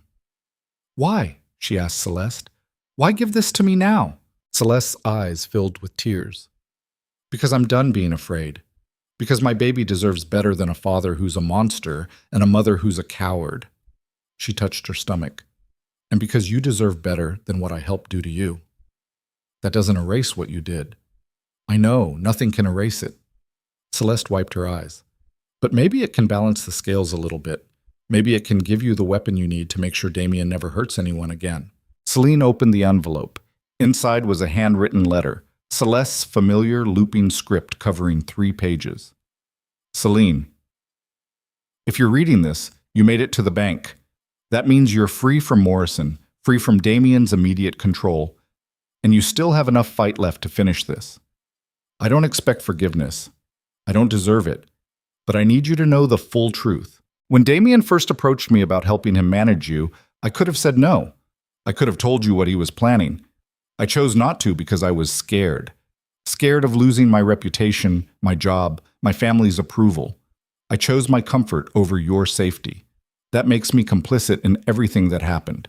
The affair, the humiliation, the manipulation. I was a weapon he used against you, and I let myself be used because it was easier than being brave. The documents in this box represent 2 months of careful theft. Every time Damien left me alone in his office, I copied files. Every password I learned, I used. Every moment he thought I was being obedient, I was actually building the case that will end him. I did it partly for my baby, but I did it mostly for you. Because you deserve someone fighting for you, and I should have been that person 2 years ago. Use this evidence however you need to. Destroy Damien, save your father, rebuild your life into something better than what we both had. And if you never speak to me again after today, I'll understand. Celeste. Selene folded the letter and put it back in the envelope. She looked at Celeste, this woman who'd betrayed her and now was trying to make amends with evidence and apologies that couldn't undo the damage, but might prevent future damage. Does Damien know you took these files? No, I was careful. He thinks I'm too weak to go against him. He thought the same thing about me. Selene turned to Patricia. What's the fastest way to weaponize this? Police? FBI? Press? FBI, Patricia said immediately. This crosses state lines, involves foreign money, touches federal campaign finance law. We take it to the field office, request an emergency meeting, dump everything on them before Damien can get his lawyers mobilized. How long? I can get you a meeting by noon if I call in some favors. But Selene, the minute you walk into that building, you're exposed. Every second you're in public is a risk. Then we move fast. Selene started gathering the folders. Celeste, you're coming with us. You're the one who collected this evidence. You'll need to testify to chain of custody. I know. Celeste's voice was steady despite her tears. I'm ready. They packed everything back into the box, then carried it to the manager's desk. Patricia handled the logistics of officially closing the account and taking possession of the materials while Selene stood with her back to the door, watching for police or anyone Damien might have sent. Outside the bank, Marcus was waiting with the car. They piled in. Selene, Patricia, Celeste, and 3 folders that represented Damien's entire empire built on lies and leverage. FBI field office, Patricia told Marcus. Fast as you can without drawing attention. The drive across downtown felt eternal. Every police car made Selene's heart stop. Every pedestrian could be someone Damien had hired to watch for her. But they made it to the federal building without incident. Patricia led them through security, flashing credentials and making urgent calls on her phone. Within 20 minutes, they were sitting in a conference room with 2 FBI agents, a woman named Sarah Matthews and a man named James Rodriguez. Ms. Chen says you have evidence of federal crimes, Matthews said, her expression professional but skeptical, involving Senate candidate Damien Vale. We have evidence of multiple federal crimes. Patricia started laying out folders. Campaign finance violations, foreign money in domestic elections, conspiracy, blackmail, all documented. Rodriguez picked up the first folder, started reading, and his skeptical expression shifted to something more focused. Where did you get this? I took it from Damien's personal files over the course of 2 months, Celeste said quietly. I was involved with him. He trusted me with access to his office. I used that access to document his criminal activities. Why? Because he's a monster who destroys people for sport, and I got tired of helping him do it. Matthews and Rodriguez exchanged a look. Then they started going through the documents methodically, asking questions, taking notes, building a case in real time. An hour passed, then 2. Selene's burner phone buzzed. A text from an unknown number. Selene, we need to talk. This doesn't have to get ugly. Damien. She showed the text to Patricia, who frowned. He knows you're somewhere he can't immediately get to you. He's trying to negotiate. Another text. Your father's company is gone. Chen seized it this morning, but I can still fix that. I can make Chen return everything. All you have to do is come talk to me. Selene typed back, I'm done talking. 3 dots appeared, showing Damien was typing. Then, you have no idea what you've started. You think hiding with the FBI protects you. I have friends there, people who owe me. You're going to walk out of that building in handcuffs for stealing from my office, and no one will believe a word you say. Is that a threat? It's a fact. You're a mentally unstable woman who broke into her fiancé's home and stole confidential materials. I have a psychiatric evaluation proving it. You'll be committed again by tonight, and this time you won't escape. Selene showed the messages to Matthews and Rodriguez. That's witness intimidation, Rodriguez said flatly, sent via text message. He just handed us another charge. Matthews was already making a phone call. I'm requesting immediate arrest warrants for Damien Vale, Marcus Chen, and Lucien Drakov. Probable cause is documented in the materials Ms. Ashcroft and Ms. Rowan provided. It was happening. Actually happening. Selene felt something loosen in her chest. Not quite relief, not quite victory, but the first breath of air after drowning for weeks. The conference room door opened. A man in a suit walked in, his expression grim. Agent Matthews, I need a word. Matthews stepped outside. Through the glass wall, Selene could see them having an intense conversation. Matthews' body language shifted from professional to defensive. She came back in, her face carefully neutral. Ms. Ashcroft, there's been a complication. What kind of complication? Damien Vale's attorney just filed for an emergency psychiatric hold on you. They have Dr. Morrison's evaluation from last night, security footage of you escaping the facility, and testimony from your father supporting immediate commitment. My father wouldn't. He would if Damien threatened to destroy him, Patricia said quietly, which is exactly what happened. Matthews looked uncomfortable. The order is valid. I'm required by law to detain you until psychiatric evaluation can be completed. You can't be serious. Selene stood, feeling the walls closing in again. I just gave you evidence of multiple federal crimes, which we're reviewing, but the commitment order is separate. It's a medical issue, not a criminal one. Matthew's expression was sympathetic but firm. I'm sorry, Ms. Ashcroft. My hands are tied. Your hands are tied because Damien made a phone call to someone higher up the chain, Patricia said sharply. This is corruption in real time. That's a serious accusation, backed by 3 folders of documentation showing exactly how Damien corrupts institutions. Patricia stood, her voice cold with fury. You hold her on that psychiatric order. You're helping him bury evidence. Matthews and Rodriguez exchanged another look. Give us 10 minutes, Rodriguez said. Let us make some calls. They left the conference room. Selene sat down, her legs suddenly weak. He's going to win. Even with all this evidence, he's going to win because he owns enough pieces of the system to delay everything until it doesn't matter. Not if we go public first, Patricia said. What? The evidence is documented. We have copies. FBI has originals. If they won't move fast enough, we take it to the press.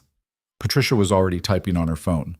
I know 3 investigative journalists who would kill for this story. We dump everything, the affairs, the blackmail, the foreign money, all of it. Once it's public, the FBI has to act or look complicit. That destroys any chance of a clean prosecution, Celeste said. Defense attorneys will claim media bias, tainted jury pool. I don't care about clean prosecution. I care about making sure Damien can't continue destroying people while lawyers argue about procedure. Patricia looked at Selene. It's your call. We can wait for the system to work, if it works, or we can burn it all down right now. Selene thought about her father, probably sitting in his empty office watching Chen's people inventory assets. About Lucien, who'd played her like an instrument and was probably still reporting to Damien. About every person Damien had manipulated and controlled through fear and leverage.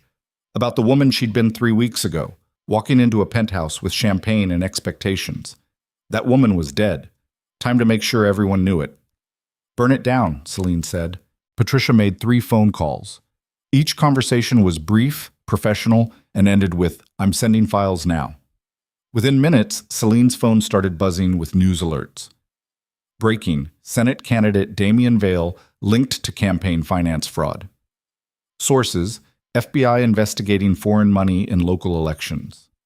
Damien Vale's fiancé provides evidence of multi-year corruption scheme. The story spread like wildfire across social media. Within 30 minutes, it was the top trending topic. News helicopters were probably already heading toward Damien's campaign headquarters. Matthews and Rodriguez came back into the conference room, their expressions furious. What the hell did you just do? Matthews demanded. Ensured you couldn't bury this, Patricia said calmly. Now every journalist in America is watching how the FBI handles this case. You move slowly, you look corrupt, you follow through quickly, you look heroic. Your choice. Rodriguez's jaw was tight. You just compromised an ongoing investigation. There was no ongoing investigation 10 minutes ago. There was just a pile of evidence you were considering while a psychiatric hold got weaponized to silence the witness. Patricia stood. Now, there's an investigation. You're welcome. Matthews looked like she wanted to throw something, but her phone was ringing off the hook, probably supervisors demanding to know what the hell was happening. Stay here, she said to Selene. Don't move. Don't talk to anyone. She left with Rodriguez, both of them already on their phones, trying to manage the wildfire Patricia had started.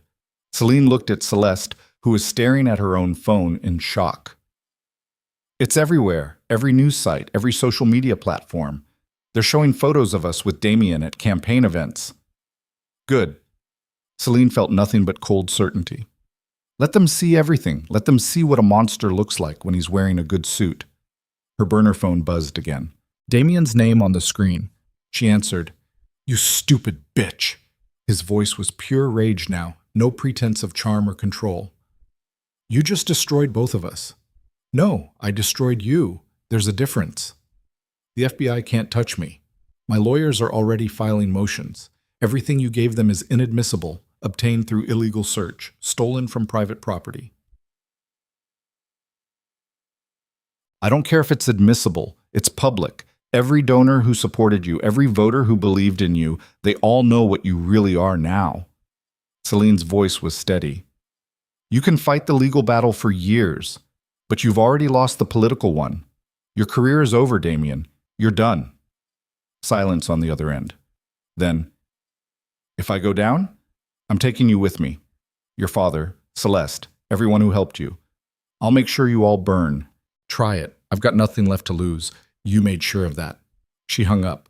Patricia was watching her with something like admiration. You just declared total war. He declared it first. I'm just finishing it. The conference room door opened. Matthews stood there, her expression unreadable. Ms. Ashcroft, I've spoken with my supervisors. The psychiatric hold has been temporarily suspended pending resolution of your testimony in this investigation. She paused. We're issuing arrest warrants for Damien Vale, Marcus Chen, and Lucien Drakov. All three will be in custody by end of day. Selene felt her knees go weak.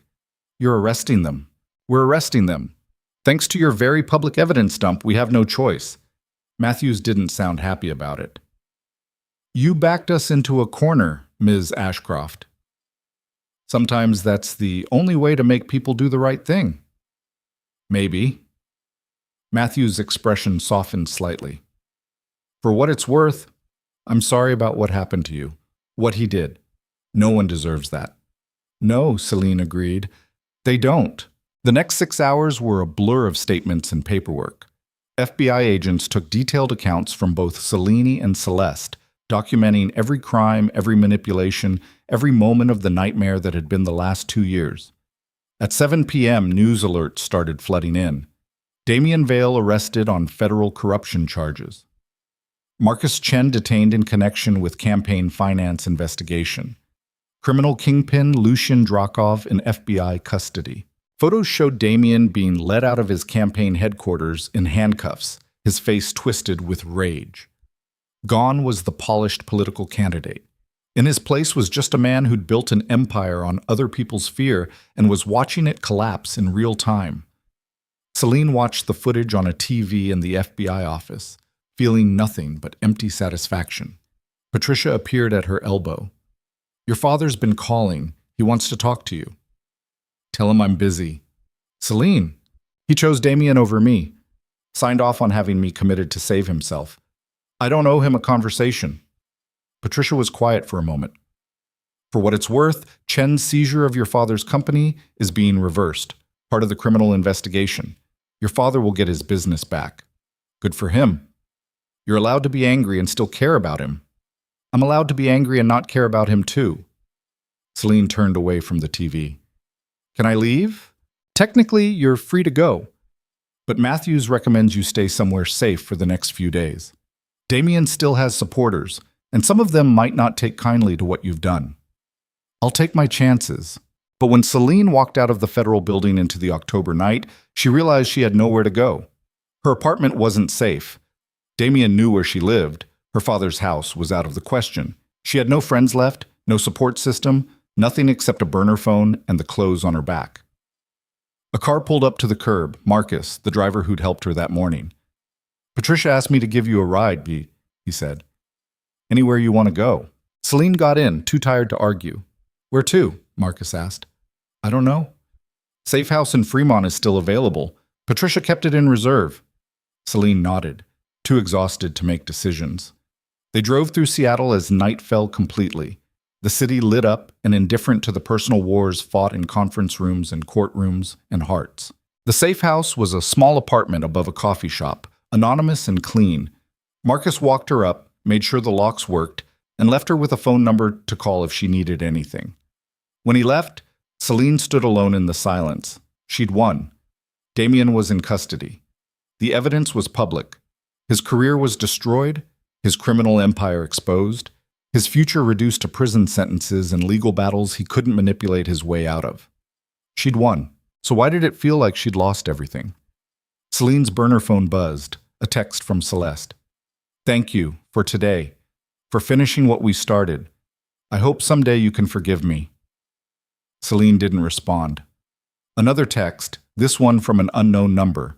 You made your choice. Now live with the consequences. LD. Lucien. Even from FBI custody, he was reminding her that some debts didn't get erased by arrest warrants. Selene turned off the phone. She walked to the window and looked out at Fremont spreading below in geometric patterns of light and shadow. Somewhere out there, her father was probably drinking himself into oblivion, relieved he'd gotten his company back, but having lost his daughter in the process. Somewhere, Damien was sitting in a federal holding cell, already strategizing his defense. Somewhere, Lucien was calculating how to minimize his exposure and maximize revenge. And Selene was here, free, alone, victorious in a war that had cost her everything she'd thought mattered. Her phone rang, the landline in the apartment. She answered without thinking. Selene Ashcroft? A woman's voice, professional and cold. Who is this? Someone who knows what you did, someone who knows you destroyed Damien Vale's life. Ice flooded Selene's veins. What do you want? To offer you a choice. The woman's voice took on a strange quality, almost amused. You can walk away from all of this. Disappear. Start over somewhere Damien's reach can't find you. Or you can stay and fight the war you just started. What war? He's in custody. It's over. Oh, honey, the woman laughed, and it was not a kind sound. It's just beginning. Damien may be in custody, but his network isn't. All those people he has leverage on, all those connections he's built over years, they're not going to just roll over because the FBI made an arrest.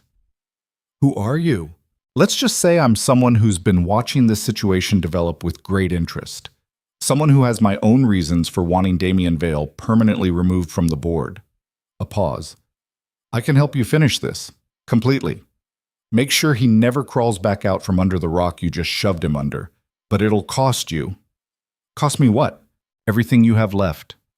Your name, your identity, your old life. You'll have to become someone else. Someone dangerous enough to survive what comes next. Selene thought about the woman she'd been 3 weeks ago. The decorative fiancé, the perfect socialite, the woman who'd believed survival meant obedience. That woman was dead. I'm listening, Selene said. And in that moment, standing in a safe house above a coffee shop in Fremont, talking to a stranger who promised violence wrapped in opportunity, Selene Ashcroft made her final choice. Not to walk away. Not to rebuild the old life, but to burn down everything that remained and build something new from the ashes. Something that would make even Damien Vale's empire look like amateur hour. The woman on the phone laughed again, pleased. Good. Then let's talk about how queens are really made. The line went dead. Selene stood in the darkness, her reflection barely visible in the window glass, and smiled. The war wasn't over. It was just beginning. And this time, she wouldn't be fighting to survive. She'd be fighting to conquer. The woman's name was Victoria Cross, and she didn't look like someone who trafficked in violence and revolution. She looked like someone's elegant aunt, silver hair pulled back in a neat bun, expensive but understated jewelry, the kind of face that suggested garden parties and charity boards. They met 3 days after Damien's arrest, in a private room at a restaurant in Belltown that didn't appear on any map or review site. Just a door between 2 other buildings, a staircase that led down instead of up, and a space that felt like it existed outside normal Seattle geography. Victoria was already seated when Selene arrived, a glass of red wine in front of her, reading something on a tablet with the focused attention of someone who consumed information the way other people consumed air. Selene Ashcroft. Victoria looked up, her eyes the color of slate and twice as hard. Or should I say the woman formerly known as Selene Ashcroft, since you're about to stop being her. Selene sat across the table, every nerve on alert. You said you could help me finish this. What does that mean exactly? It means Damien Vale is in federal custody, which sounds like victory until you understand how these things actually work. Victoria set down her tablet. His lawyers are already filing motions. Bail hearing is scheduled for next week. He'll post bond, probably $20 million, which his family can easily cover, and he'll be back on the street within 10 days. The FBI has evidence that will take 2 years to work through the court system. Appeals, continuances, procedural challenges. Damien's legal team is among the best money can buy. Victoria sipped her wine. Meanwhile, he'll be free to continue destroying lives, maybe more carefully, but no less effectively. Selene's stomach turned. She'd thought arresting him was the end. But Victoria was describing a future where Damien walked free while lawyers argued about admissibility and chain of custody. So what do you want from me? I want you to help me ensure Damien Vale never sees the outside of a prison cell. Not in 10 days, not in 2 years. Never. Victoria's smile was cold. And in exchange, I'll give you something you need more than revenge. What's that? A future. A real one. Not the wreckage of your old life. Victoria pulled out a folder, slid it across the table. New identity, complete background that'll hold up to any investigation, money and accounts under your new name, and training and skills you'll need to survive in the world you're about to enter. Selene opened the folder. Inside was a passport, driver's license, and credit cards, all bearing her photo but a different name. Sophia Winters. Who are you? Selene asked quietly. Really? Someone who's been cleaning up messes created by men like Damien Vale for 30 years. Victoria leaned back in her chair. I run an organization that specializes in permanent solutions to problems the legal system can't or won't address. We work in the spaces between law and justice, doing what's necessary when everything else fails. You're talking about murder. I'm talking about consequences. Victoria's voice didn't change, steady as stone. Damien Vale has destroyed dozens of lives, ruined careers, bankrupted families, driven people to suicide. The legal system will give him a few years in minimum security, and then he'll be back doing exactly what he's always done. Is that justice? No. Then help me deliver something better. Selene stared at the passport with someone else's name on it. Sophia Winters, a woman who didn't exist yesterday. A ghost identity for a ghost life. What would I have to do? Victoria pulled up something on her tablet, turned it to face Selene. Security camera footage from what looked like a federal courthouse, timestamp from yesterday. Damien's bail hearing is in 8 days. He'll be transferred from FBI custody to county jail to await trial. The transfer happens via secure transport, armored vehicle, armed guards, established route. Victoria zoomed in on the route map. But there's a 60-second window during the vehicle exchange where he'll be exposed. That's when we move. We kill him during a prison transfer? We create an opportunity for him to die during an escape attempt.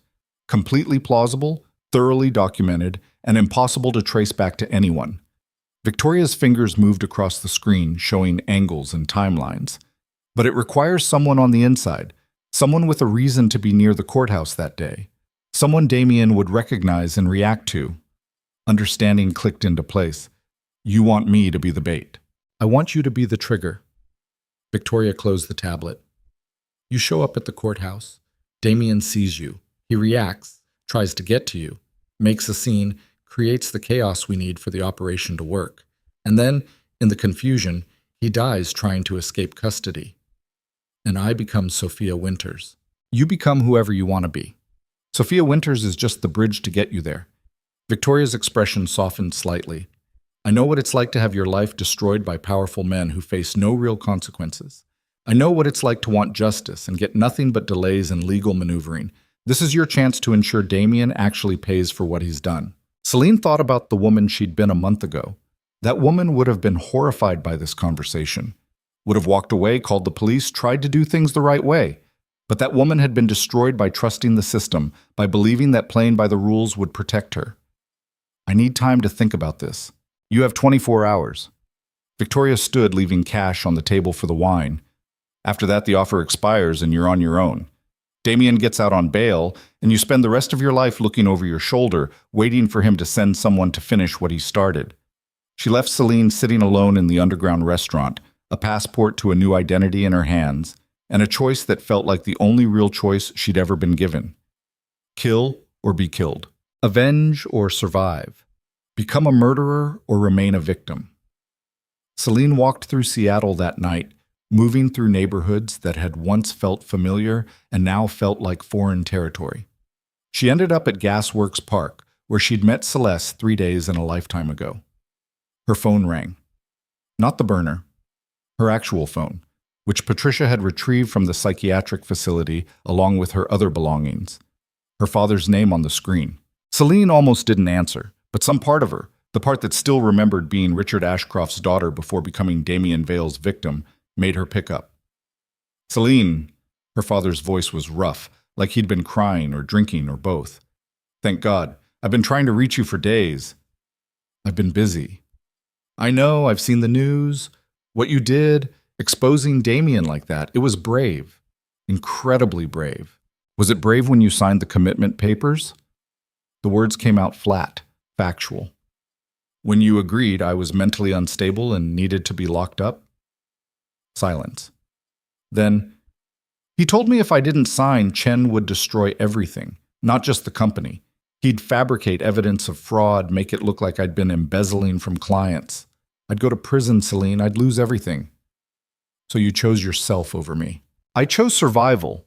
I hoped, that once you were in the facility, you'd be safe from Damien's retaliation, that we could sort everything out later once the immediate crisis passed. You thought wrong. I know. Richard's voice cracked. I know I failed you. I failed you your entire life. After your mother died, I didn't know how to be a father to a 12-year-old girl, so I just threw money at the problem. Nannies and boarding schools and trust funds instead of actually being present. Selene closed her eyes, remembering her mother's funeral. Standing in a black dress that was too big, her father's hand heavy on her shoulder but his eyes distant, already calculating how to reorganize his life around this inconvenient tragedy. Why are you telling me this now? Because I got my company back. Chen's seizure was reversed. I have everything I thought I'd lost. Her father's breathing was uneven. But I don't have you. And I realized that for the first time in 16 years, I actually care about that. I care that my daughter won't talk to me, that she looks at me like I'm just another person who used her. You are just another person who used me. I know, but I wanted to be better than that. If you'll let me. Richard paused. I'm not asking for forgiveness. I'm just asking for a chance to prove that I can be the father you deserved all along. Selene stared out at the lake, at the city lights reflecting on dark water. She thought about Victoria's offer, about becoming Sophia Winters and leaving Richard Ashcroft behind along with Selene Ashcroft. I can't make any promises, she said finally. I don't know who I am anymore. The person you knew, your obedient daughter, who did everything right, she's gone. Good. She deserved better than what we gave her. Her father's voice steadied. Whoever you become next, I hope she's someone who doesn't let men like me or Damien tell her who to be. They talked for another 10 minutes, careful and awkward, two people trying to rebuild a relationship that had never really existed in the first place. When Selene hung up, she felt something shift in her chest. Not forgiveness exactly, but maybe the space where forgiveness could grow if she watered it. The next call she made was to Celeste. Selene. Celeste sounded surprised. I didn't think you'd want to talk to me. I didn't think I would either. Selene sat down on a bench, the same one where Celeste had given her the key to the safe deposit box. But I realized we never finished our conversation, the one about what happens next. What do you mean? The baby. You said you're keeping it. That means you'll need money, support, a way to survive without Damien. I'll figure it out, Don't. Selene cut her off. Don't pretend you're fine when you're not. I spent too many years doing that. It doesn't help anyone. Celeste was quiet for a moment. Okay, you're right. I'm terrified. I have no job. I resigned from my position before the news broke because I didn't want them to fire me. I have some savings, but not enough to raise a child alone. And I have no idea how to be a mother when I can barely take care of myself. There's a lawyer named Patricia Chen. She helped me through all of this. She's good at navigating impossible situations. Selene pulled up Patricia's number on her phone. I'm going to send you her contact information. She can help you set up financial independence, maybe help you get a settlement from Damien's estate if he's convicted. Selene, why are you helping me? After everything I did, because you chose to stop being his weapon. That counts for something. Selene paused. And because that baby didn't ask to be part of this nightmare, it deserves a chance at something better. Thank you. Celeste's voice was thick with tears. I don't deserve your kindness, but thank you. Don't waste it. Be a better mother than our parents were. Break the cycle. After she hung up, Selene sat in the darkness and thought about cycles, about patterns that repeated across generations until someone was brave enough or broken enough to shatter them completely. She thought about Victoria's offer. And she thought about Damien, probably sitting in a federal holding cell right now, confident that his lawyers would get him out, that he'd weather this storm the way he'd weathered everything else. Selene pulled out the Sophia Winters passport and stared at her own face under someone else's name. She made her decision. The next morning, she called Victoria. "I'm in," Selene said. "Tell me what I need to do." The next 8 days were intensive preparation. Victoria's organization operated out of a warehouse in Georgetown that looked abandoned from the outside, but contained training facilities that would have impressed most military units. Selene learned how to move through crowds without being noticed, how to read security patterns and find gaps, how to recognize undercover federal agents and avoid their sightlines, how to stay calm when adrenaline tried to turn her legs to water. She also learned about the team Victoria had assembled. 6 people, all specialists in their particular form of violence or deception. None of them used their real names. None of them asked questions about each other's pasts. "The bail hearing is at 2 p.m., Victoria said on the 7th day, walking Selene through the courthouse layout one more time. "Damien will arrive at 1:30 via secure transport from the county jail. You'll be in the public gallery, visible but not conspicuous. When he's brought in, you stand. You make eye contact. You let him see that you're not afraid anymore. And then he'll react. He won't be able to help himself. Men like Damien can't stand losing control, especially to women they've dominated." Victoria's smile was grim. "He'll try to get to you, or at least try to say something to reassert power. The guards will restrain him. In the chaos, one of our people, posing as a court officer, will create an opening. You make it sound simple. It's not simple. It is brutally complicated with 100 things that could go wrong." Victoria met her eyes. "Which is why I need to know you won't freeze when it matters. When you see Damien for the first time since this started, will you be able to stand there and be the bait, knowing what's about to happen?" Selene thought about the champagne bottle rolling across expensive carpet, about Damien explaining her purpose with casual cruelty, about every moment since then when she'd felt powerless while he orchestrated her destruction. "I won't freeze," she said. The morning of the bail hearing, Selene dressed in simple professional clothes, gray slacks, white blouse, minimal jewelry. Sophia Winters' driver's license sat in her pocket like a promise or a threat. Patricia met her outside the courthouse, looking exhausted. "You don't have to be here. I can represent your interests without you in the room. I need to see this." "Selene," Patricia grabbed her arm, her voice low and urgent. "There are rumors about something happening today. I have sources inside the FBI who say there's chatter about a possible attempt on Damien's life during the transfer." Selene kept her expression neutral. "He's made a lot of enemies." "Don't do anything stupid, please. You've already won. He's facing decades in prison. Don't throw your life away on revenge." "I'm not throwing anything away." Selene pulled her arm free gently. "I'm just here to watch justice happen." They went through security, surrendering phones and bags, walking through metal detectors that beeped and whined. Inside, the courthouse was all marble and authority, the weight of law pressed into every surface. The courtroom was already filling up with press, legal observers, and people who'd been hurt by Damien and wanted to see him caged. Selene took a seat in the 3rd row, close enough to be visible, but not so close as to draw immediate attention. At 1:45, a door at the side of the courtroom opened. Damien walked in wearing an orange jumpsuit, his hands cuffed in front of him, 2 federal marshals flanking him. He'd lost weight in the last week, his face thinner, the polished exterior cracked enough to show the rage underneath. His eyes scanned the courtroom automatically, catalog of threats and allies, and locked onto Selene. Everything stopped. Selene stood slowly, deliberately, letting him see her fully, letting him see that she wasn't broken, that she'd survived his attempt to destroy her and come back stronger. Damien's face twisted with pure hatred. "You," he said, his voice carrying across the quiet courtroom. "You did this." The marshals tightened their grip on his arms, but Damien shook them off, taking a step toward the gallery. "You destroyed everything because you couldn't handle the truth about what you were, a pretty face with a useful name. That's all you ever were." "Mr. Vale, you need to calm down," one of the marshals started. "She's the criminal," Damien was shouting now, pointing at Selene with his cuffed hands. "She stole from me. She conspired with known criminals. She should be the one in custody.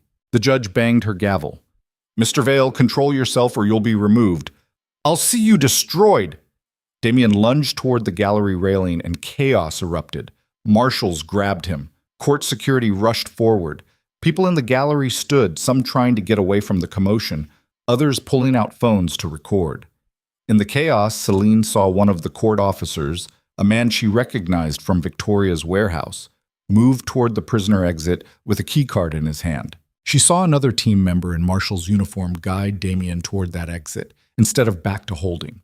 She saw everything happen exactly as Victoria had choreographed it. And then an alarm started blaring, not part of the plan. Selene's heart stopped. Real federal agents were flooding into the courtroom, weapons drawn, shouting for everyone to get down. FBI, everyone on the ground, now! People screamed. The crowd dropped to the floor. Selene went down with them, her face pressed against cold marble, her mind racing through what had gone wrong. She heard shouting from the prisoner exit. Gunfire. 3 sharp cracks that echoed off marble walls. Then silence. An FBI agent's voice over the chaos. Suspect down! We need medical. Selene's blood turned to ice.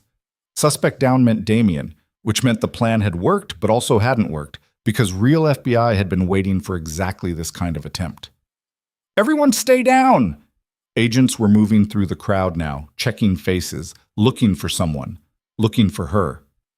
An agent appeared above Selene, weapon trained on her head. Selene Ashcroft, you're under arrest for conspiracy to commit murder. They knew. Someone had talked, or the FBI had surveillance, or Victoria's organization had been compromised from the start. Handcuffs clicked around Selene's wrists, cold metal against skin that was already numb with shock. They pulled her to her feet, and she saw Patricia across the courtroom, her face stricken. They walked Selene past the prisoner exit. Through the open door, she could see Damien on the ground, blood spreading across his orange jumpsuit, medics working on him with desperate efficiency. Dead or dying, she couldn't tell which. But not by her hand. By someone's hand, but in a way that would destroy her just as effectively as if she'd pulled the trigger herself. The FBI took her to a different facility this time. Federal building. Interview rooms with cameras recording every breath. Agent Sarah Matthews sat across from her, the same agent who'd taken her evidence against Damien a week ago. We've been watching Victoria Cross for 5 years, Matthews said, waiting for her to make a mistake big enough to finally arrest her. You gave us that mistake. Selene said nothing. Lawyers had told her to stay silent until representation arrived, but part of her wanted to know how completely she'd been played. Victoria runs a murder-for-hire network that disguises itself as a justice organization. Targets rich men who've escaped legal consequences, convinces their victims to help with the killing, then eliminates both the target and the witness. Matthews pulled up photos on her tablet. Other women, other cases, bodies found in ways that looked like suicide or accident. You would have been number 17. Damien? Critical condition. Whether he survives the next 24 hours is anyone's guess. Matthews' expression was hard. But here's what we know for certain. Victoria Cross recruited you to participate in a murder conspiracy. You attended planning meetings. You entered the courthouse knowing an attempt would be made. That makes you an accessory to attempted murder at minimum. I didn't kill anyone. You helped create the circumstances that led to someone being shot. In the eyes of the law, that's enough. Matthews leaned forward. But you have one chance to make this better. Testify against Victoria.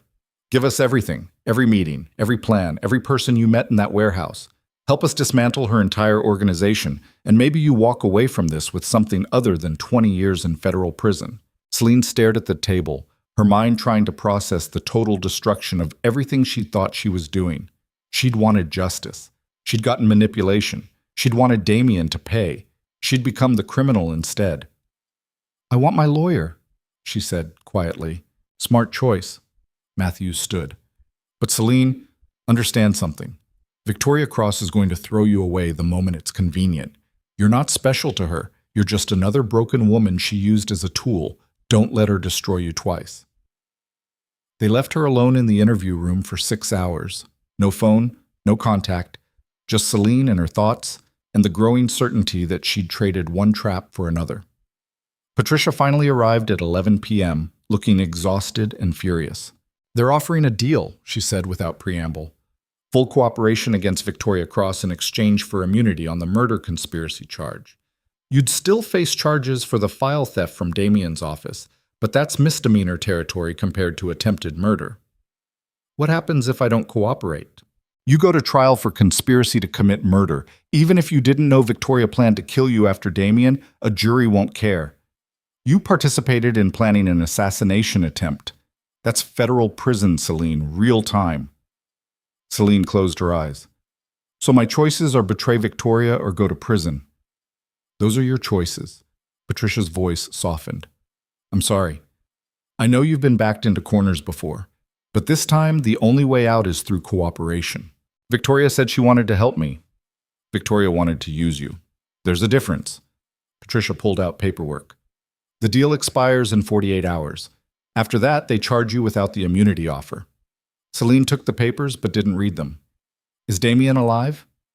Last I heard he was in surgery, critical but stable. They're saying he'll probably survive.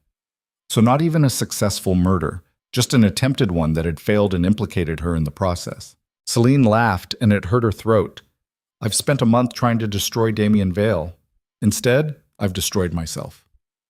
Not yet, you haven't. Patricia sat down across from her. You have a choice. Make the one that gives you a future. They released Selene on her own recognizance with an ankle monitor and instructions not to leave Seattle pending the investigation. She went back to the safe house in Fremont, but it didn't feel safe anymore. Just another cage with better furniture. Her phone rang at 3 a.m. Unknown number. Against her better judgment, she answered. Selene Ashcroft, Victoria's voice calm as ever. I assume by now the FBI has told you all about my terrible crimes and offered you immunity in exchange for testimony. They told me you were planning to kill me after Damien. Did they prove it, or did they just say it? Victoria's voice held amusement. The FBI lies, Selene. It's part of their interrogation toolkit. Make the suspect feel isolated and betrayed. Offer them a deal that seems like the only rational choice. So you weren't going to kill me. I was going to give you exactly what I promised, a new identity and a fresh start. But I wasn't going to let you become a loose end who could identify my organization. A pause. There's a difference between elimination and protection, though I admit from certain angles they look similar. Why are you calling me? To offer you a real choice, not the false one the FBI presented. Take their deal, testify against me, and you'll spend the rest of your life looking over your shoulder. My organization doesn't forgive betrayal, and we have very long memories. Victoria's voice hardened. Or disappear. Tonight. Become Sophia Winters for real. I have extraction ready to move you out of the country within 6 hours. Brazil, Thailand, somewhere with no extradition treaty. You'll never see Seattle again, but you'll be alive and free. That's running. That's survival. Sometimes they're the same thing. Victoria's voice softened slightly. You've been brave, Selene. Braver than most people who've been through what you've experienced. But bravery without wisdom just gets you killed. Be wise enough to know when the fight is over. The fight's not over. Damien's still alive. Damien Vale is finished. Even if he survives, he's going to prison for decades. You won that war. Don't throw away the victory by becoming a federal witness who gets killed 6 months after the trial ends. Selene stared out at the dark city. I need time to think. You have 4 hours. After that, the extraction window closes and you're on your own. Victoria hung up. Selene sat in the darkness of the safe house and thought about the last month of her life. Every choice she'd made, every person she'd trusted, every moment she'd believed she was in control while actually being manipulated by people who understood power better than she ever would. She thought about becoming Sophia Winters and disappearing into Brazil or Thailand or somewhere else where Selene Ashcroft would just be a ghost story. She thought about testifying against Victoria and spending the rest of her life wondering when revenge would come. She thought about Damien, lying in a hospital bed, tubes and monitors keeping him alive while lawyers fought over whether he'd spend his recovery in prison or in some medical facility. And she realized something. She was tired of running, tired of being afraid, tired of letting other people define her choices. Selene called Patricia. I'll take the deal, she said when the lawyer answered. Full cooperation. I'll tell them everything about Victoria Cross. Patricia was quiet for a moment. You're sure? I'm sure. Set up the meeting. The next morning, Selene sat in FBI headquarters and told them everything. Every meeting with Victoria, every person she'd met in the warehouse, every detail of the plan to kill Damien during the courthouse transfer. She drew floor plans from memory, identified people from surveillance photos, provided dates and times and conversations.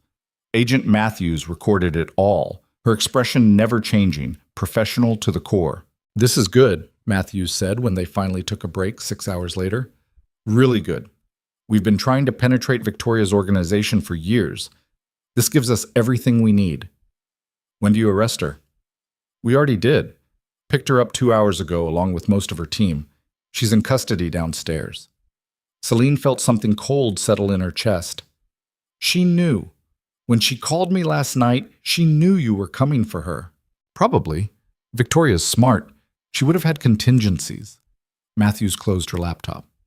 "But even smart people make mistakes. She made the mistake of thinking you'd run instead of fight."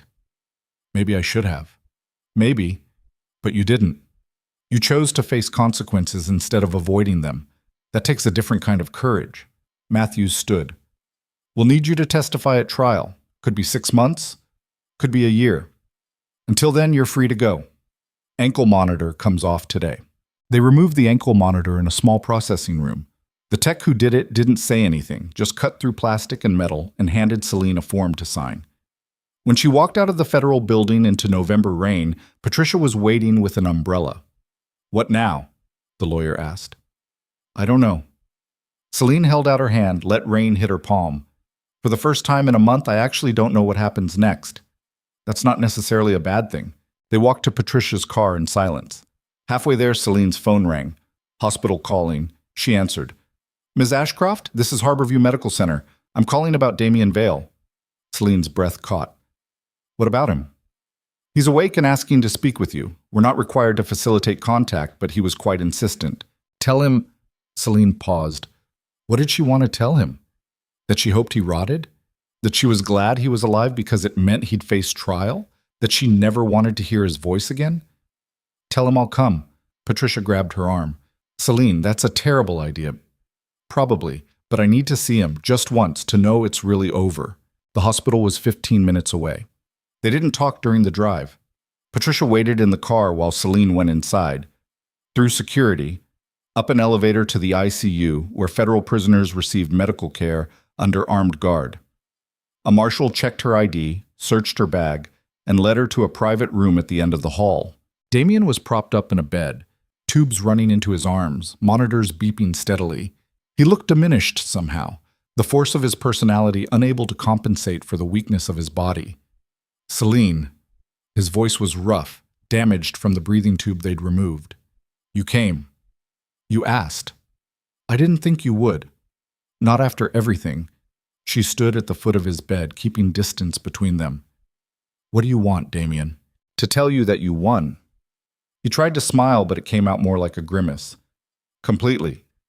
Destroyed my career, exposed all my crimes, even managed to get me shot. Congratulations."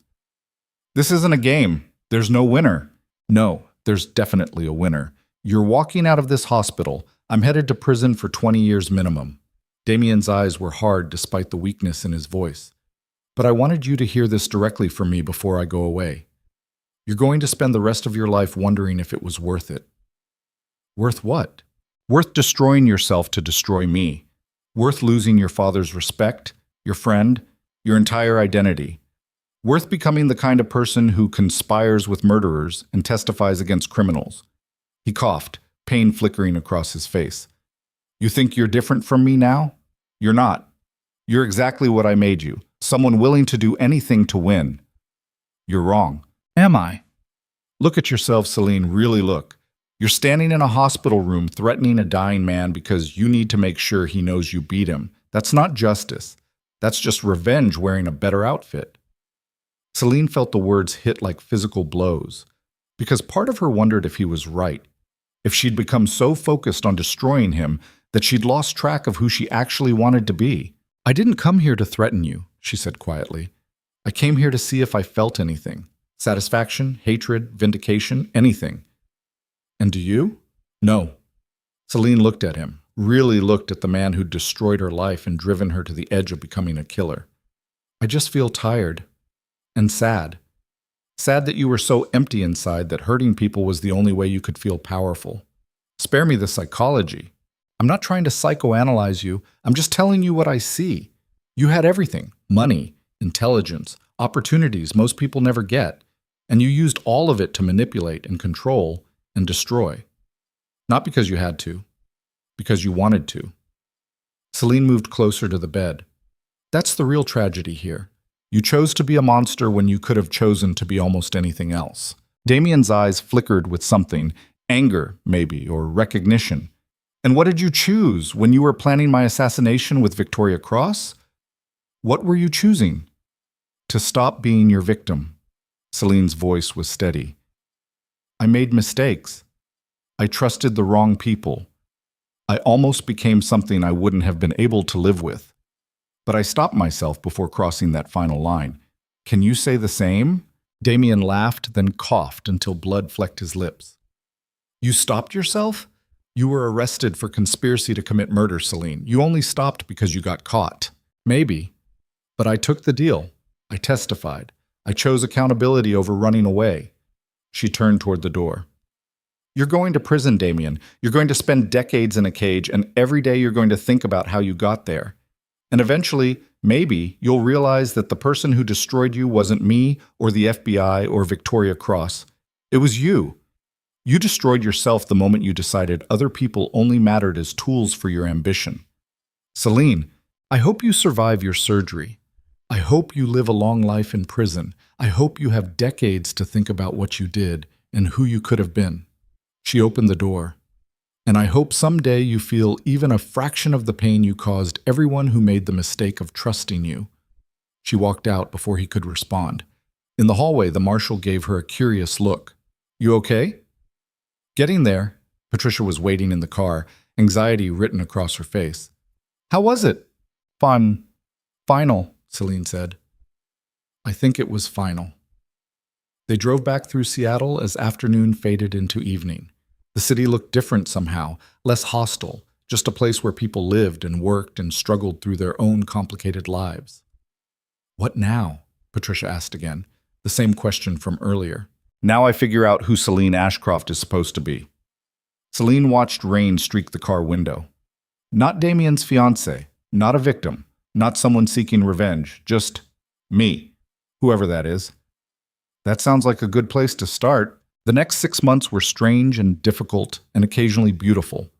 Selene testified at Victoria Cross's trial, withstanding brutal cross-examination from defense attorneys who tried to paint her as the real criminal.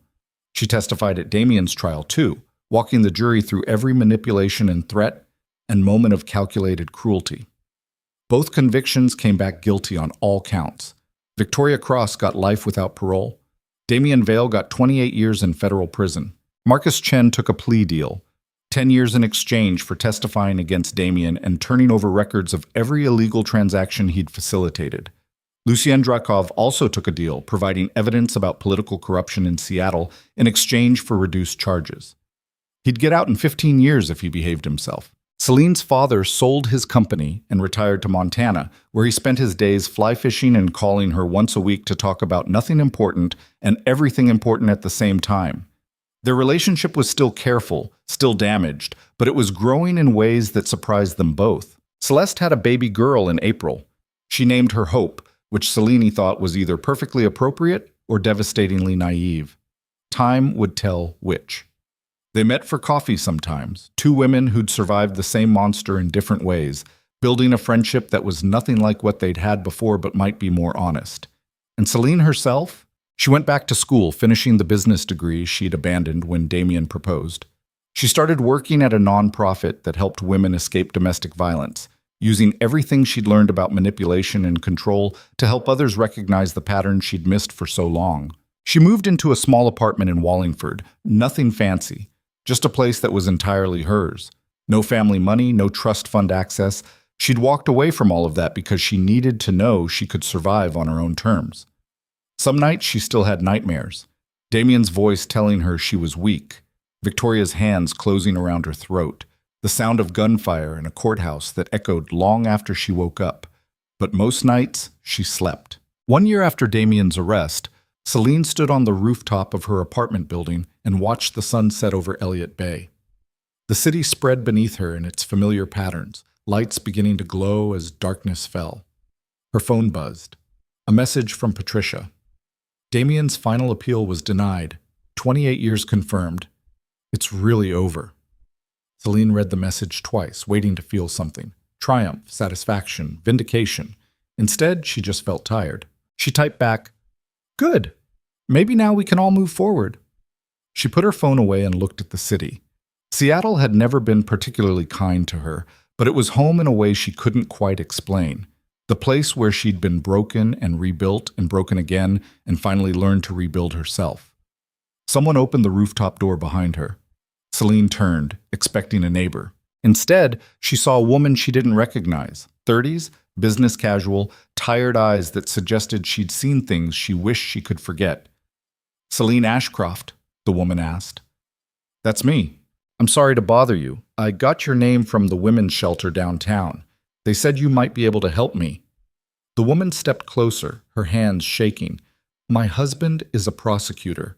Very well connected, very powerful. He's been hurting me for years, and I finally got the courage to leave, but now he's threatening to take my kids, destroy my career, make sure I lose everything."